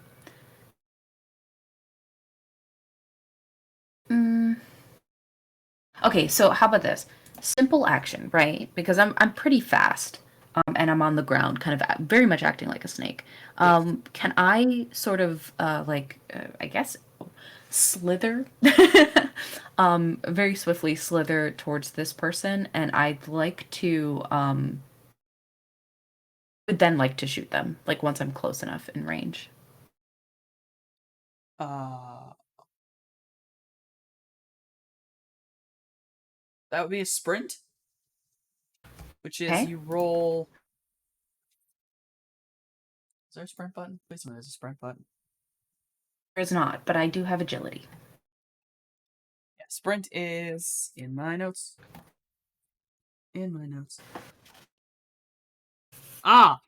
It is run plus strength. It is running. Oh. The skill running, which I do not believe you have, so it is a defaulted strength roll. Not. Oh, that is terrible. I can't do that. I don't have any kind of strength, really. I will say that the roll is built so that any hits you get simply add 2 meters to your running speed.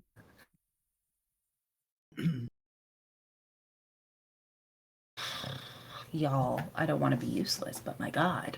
Okay. Damn. Okay, regardless, I want to get closer to this person. So what is it? It's defaulted strength because you don't have running. Right, and then limited by. I just click the strength button. Just Which click one? the strength. We'll just click.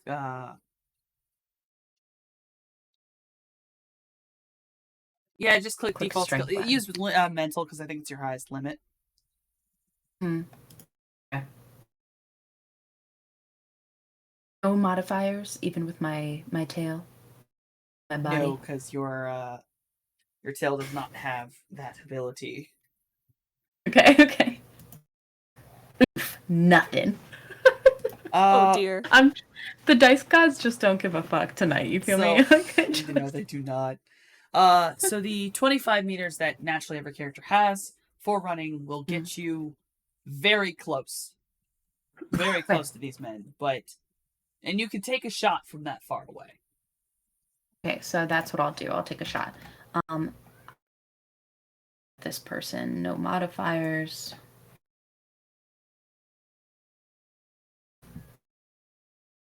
Help! I tried. Which person did you fire at? I fired at essentially the back of the guy with the cybernetic eye. I've sort of been keeping an eye on him. I believe. He fuck up his eye though, so hopefully that'll help me somehow. And he's not looking at me. I'm on the floor.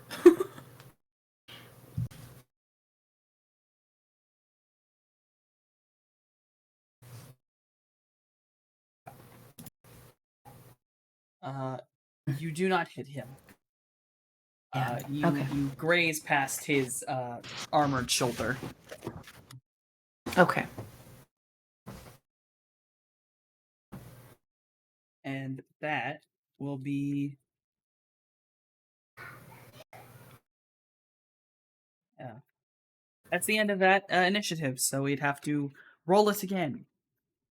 Okay, hopefully I'll do better this time. I did not at all do better this time. the dice hate me today.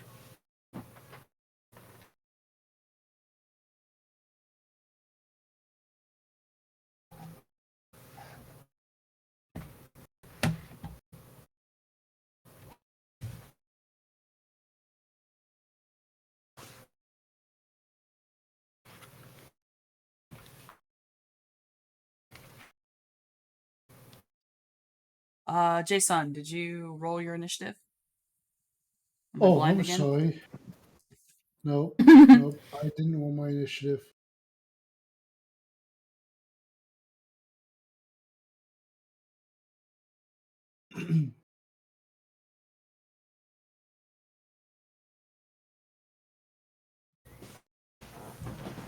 $13. All right. So, first going is the grunt number 3, which is the one that T103 beat on the back of the head. He is going to continue to try to run away. Stumbling. You know, do his fucking best, stumbling away. He is taking vast negatives to this, so he's very slow moving as he's attempting to run. His partner is definitely going to be able to leave him in the dust. He's spending his whole turn running away. I will give to Jason. You're next. I will send my roto drone after him to just shoot him up. Oh shit. All right, if you would like to roll your rotodrone's weapon. Okay.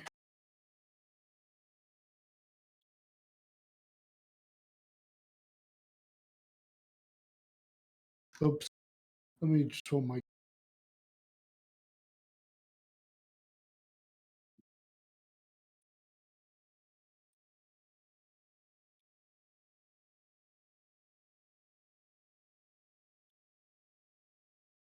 All right, add 3 to whatever your damage is. What is that? Looks like the damage is listed as Say 7? 11. 11. So there should be a total of 14. Okay. Oh, sorry, 12. Yeah, What's 14. the armor piercing on it? 2.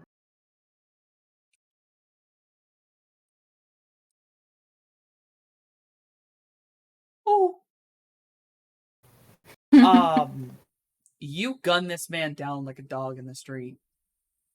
Oh my god. Your drone comes and does a straight up flyby as he vaguely gets slightly out of T's range, and then he just right up the spine and he hits the ground. There is no bleed out. He is actively dead. He had a chance, and then he took a pot shot at you, anyways, T.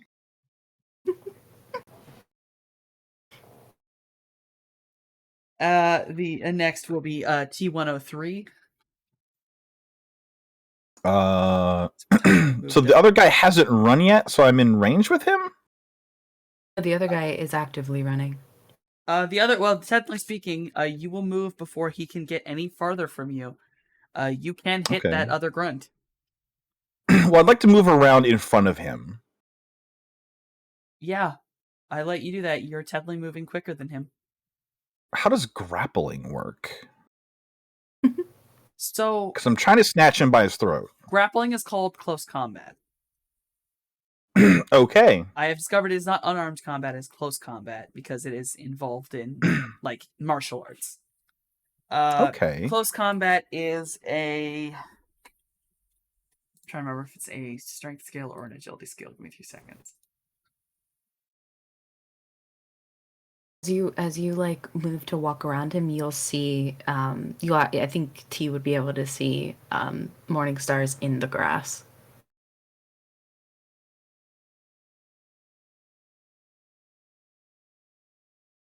It's alright, I'll just punch him then. I'll just punch him in the front. Oh! No, I think I might have been wrong. It is unarmed combat? I believe it is. Wait. Yes, it is. It is unarmed combat. Alright. called shot because I'm going for his throat specifically? Yes, which is a -2. Okay.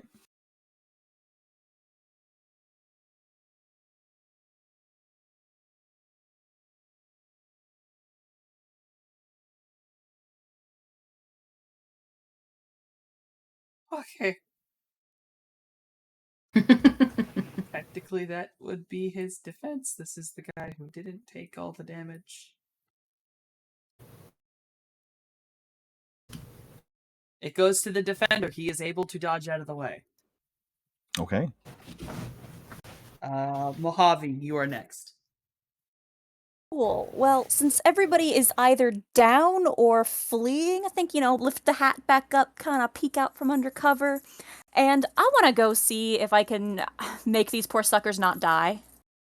Like, not get them back up, but just make them not die if they're still breathing. Oh, man.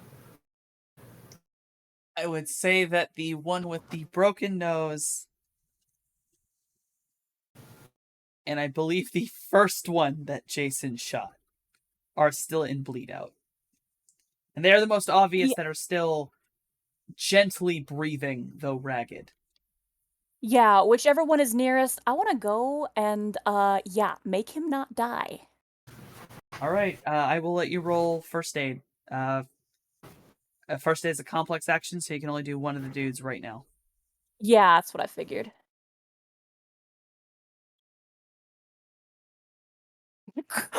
Nope. That is a glitch! Oh, no. Well, I tried. Yeah. Let's see, what is that?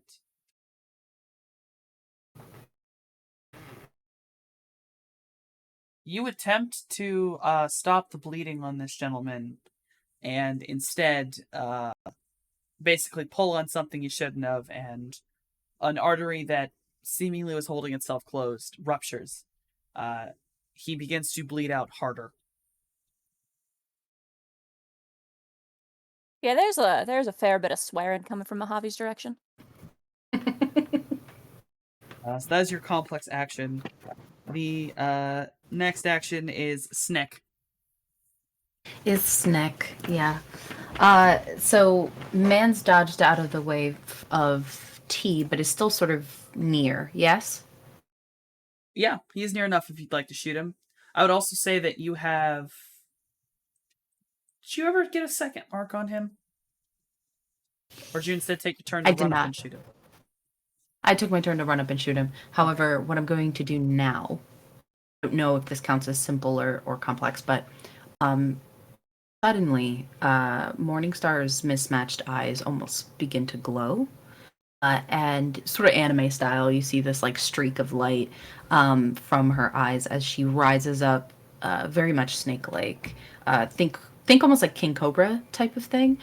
Rises up, and she is going to use her poisoned fangs and bite into him. Okay. 2 seconds. It's my weapon reservoir chemical gland. Yes, and I do not remember. I don't think we wrote down that ability yet to attack people with. We didn't. That is unarmed combat? Okay. So what do I roll for unarmed combat? Agility. Because you don't have Agility. unarmed combat, so yeah, it's defaulting on agility. Okay. Agility and what's the second attribute?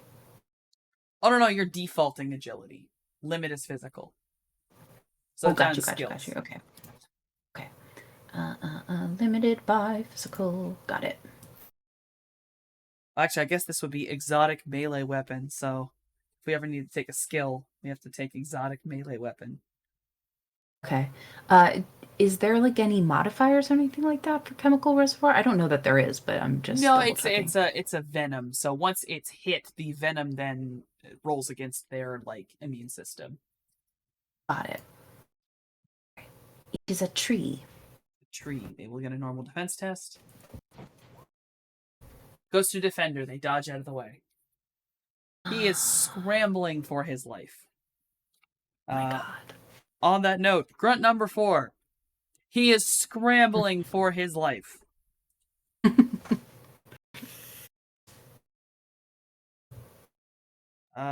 No, yeah, he's just desperately trying to get away as fast as he can up the hill. But he is being slowed down. But he also rolled a 9, which means... Oh dear. Jason, you're next. All right. So there's one more person left. Yep, The guy who's running away. the guy's running away up the mountain. All right. Mountain I will. hill. I'll send my 2 drones to intercept and fire. All right, roll the first drone. Lady. I think if I do this, will this work?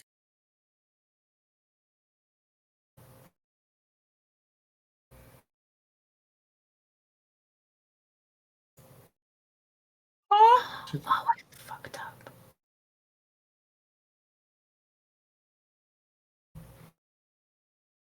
I did get a modifier to my fangs, Oh, did we? but yeah, because I have a muzzle, but that's fine. It's okay. I know for next time now.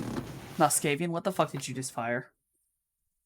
Well, I was looking at my gunnery skill, and it looks like it has me rolling 10 dice. So I just when my area's assault alpha on the drone, I just put 10 dice in there and I clicked. Hold on, let me.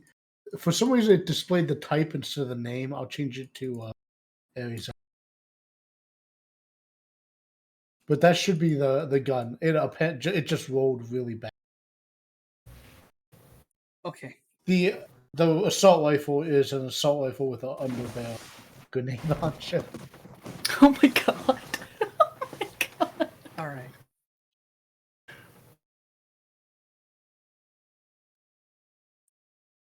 Okay. I don't have the grenade set up. I put the number of dice I normally roll for my gunnery into the weapon, so I just clicked. Oh, Does okay, that work? Yeah, no, that makes Yeah. sense. As long as it's the same amount of dice, it doesn't really matter. Yeah, it's the same amount of dice. All right, so that's just. I thought you somehow had a grenade, and I was like, oh no, I got No, to scatter no. chart out. No, I didn't. I didn't get a grenade. No, I don't have. Just has the barrel for it. Yeah, I listed that in the weapon type. Apparently, that Goes to was Defender. displaying as. So the first gun he does dodge. What's the next gun? Okay. My god. This man, slippery. This Slip, man is that you? This man is actively running for his life. He does not want to die today.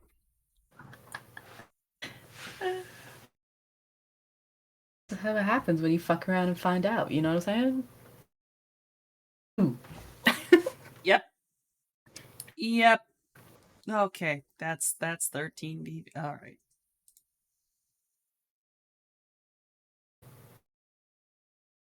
That is 5.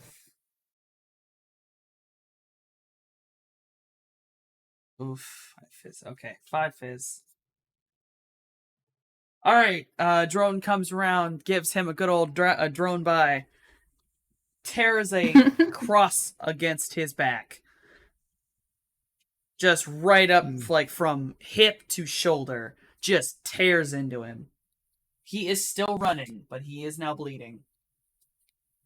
Nice. Wonderful. T, it's your turn. I will close the distance with him. And unarmed combat. And, yeah. Punch him into the ground.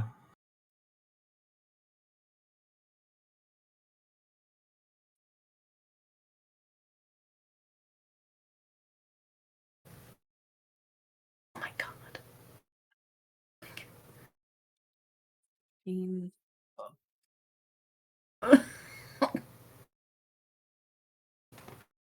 As this man is running and screaming for his life, T stomps up behind him and haymakers him into the rocks of the hillside.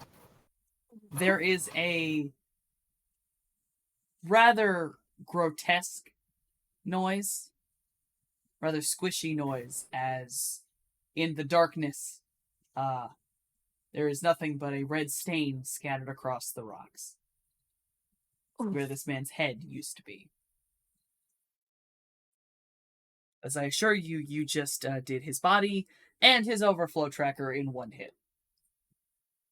Oh my god. Do I feel like this man was a professional in some No. rank? No. He was running for his life. Okay. Does that cyber eye go rolling across the rocks? Yeah, you just, it pops out and just ding, ding, ding, ding, scatters into the sand as its light gently goes out. Morningstar actually will be moving towards that sound, and she's going to grab the cyber eye and look at T and say, "Can I have this?" He nods his head. She puts it into one of her pockets and then says, "Thank you." We'll trudge back to the group.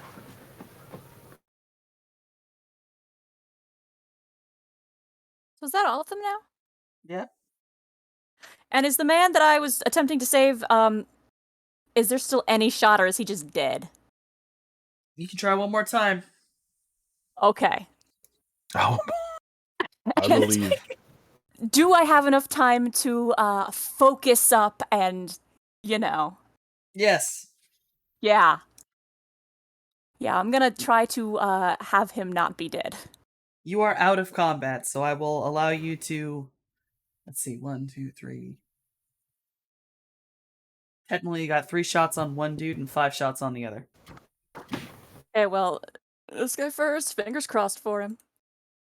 You've stabilized him. Okay. Would I'd you like like to to go roll stabilize the other guy, too. roll for the second man? Yep. You have stabilized him. And both of the other gentlemen, one is lying face down, not breathing, and the other does not have a head anymore. Yeah, no, there's no way I'm putting that guy's head back together. Not enough glue in the world for that.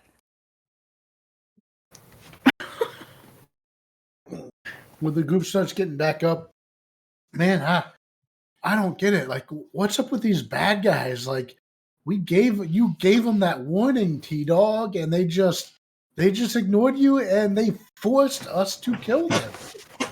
Question. Do either of these guys right. have anything interesting in their pockets? We're looting the bodies. Amazing. Default on intuition for perception. Oh, a credit card. I have perception. I'm just gonna perceive. Then roll perception.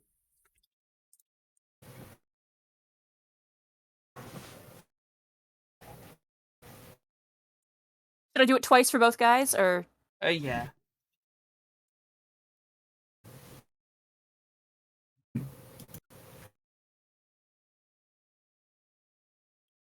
Oh no. You find nothing of any value. Okay, fair enough. You know what? One of the dudes has a little tchotchke, little weird mini snow globe keychain. Yeah, he can keep it.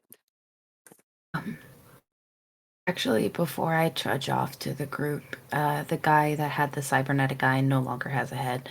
I am going to take his gun. You're going to take his gun. Yes. Any particular reason you wish to take his gun, or you just want his gun? Because I'd like to have his gun. Actually, yeah, do either of the dead people have any loose change? I want his gun. And Mommy's like, pocket change. Like Jay is like, we did it, guys. We're heroes, and everyone else is running pockets like right now. I saved their lives. Neither of the men have pocket change. Okay. And sure, yes, you can go grab I'd that take man's gun. gun. It is an Great, identical model to yours, with just a bit more Well, wear I'd and like tear to- on it. Okay. I'd like to take it because somehow he had his eye linked to it, and I want to know more about that. So I take the eye. I and will take call the gun. common sense.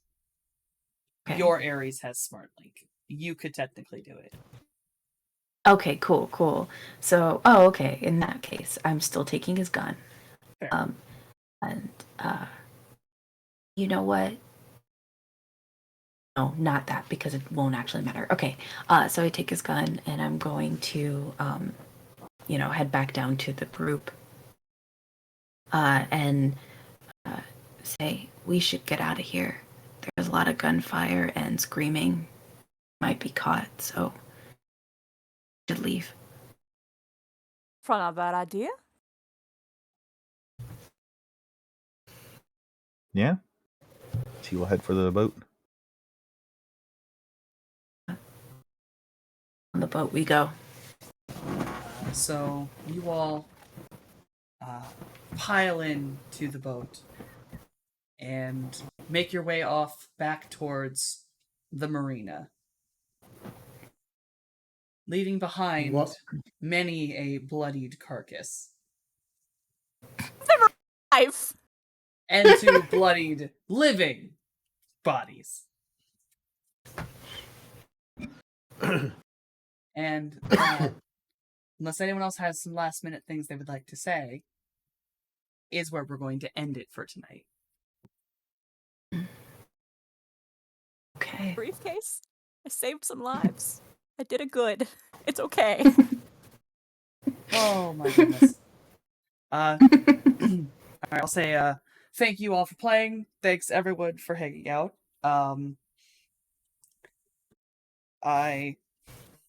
Shiv, do you have the things for me? Because I'm still a dumb. On. I want to think of a good order, but I can't think of something. I know. We're gonna go in order least to most likely to run someone's pockets. Jason, who are you, and what do you do? Naskavian, I play Jason, and Elias. You can see me playing on Table of Horrors every Monday and Friday. And yeah, that's it. Oh, hold on. This is actually kind of hard. T1 or 3, who are you? What do you do? Oh my gosh. Hi, I'm Vamp Daddy. I'm here on Twitch at that very name. I stream Variety. Mondays and Fridays, I'm here playing Shadowrun and VTM. I'm on Twitter for the remainder of its existence at Vampire Father. That is it. Morningstar, who are you and what do you do? Hi everyone. I am here on Table of Horrors every Monday and Friday for Shadowrun and for VTM and maybe some other games in the near future. You can find me all over the internet as the Risa Rave. I am also a part of Lanyap Gaming where we go live every Tuesdays and Sundays. We are currently playing a VTM V5 game called Blood and Jazz. And then Sundays is when we do our kind of like after talks about the episode and just hang out. Yeah. And Mojave, who are you and what do you do? Hi, I'm Debreakathon. You can find me committing ethical video game crimes over on Twitch at Debreakathon. I did the character art, and my commissions are open if you would like me to draw your character art. And I've written a couple of fantasy novels if you'd like to check those out. Aside from that, my dog says hi. Oh, also, I am similarly here on Mondays and Fridays. That's also a thing. All right, and I, your cosmic GM, am Softonomicon. Softy to all of my loving friends and followers. I'm Softonomicon on every social media. I have my own Twitch channel where I do video games with my derpy friends and artwork. And I am also GMing here, and then I am Sato Rin on Nihon Nights. And because he looks very unaware, Noskavian, say something to the people as we leave. Before we leave. Stay a while and listen.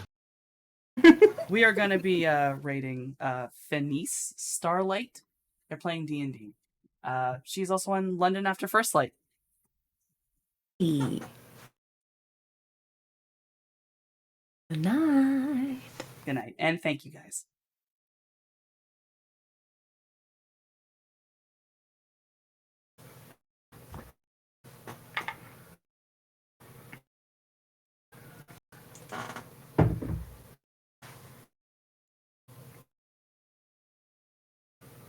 Good. Okie doke. Raid has happened. Okay. Their little Oh, what is it?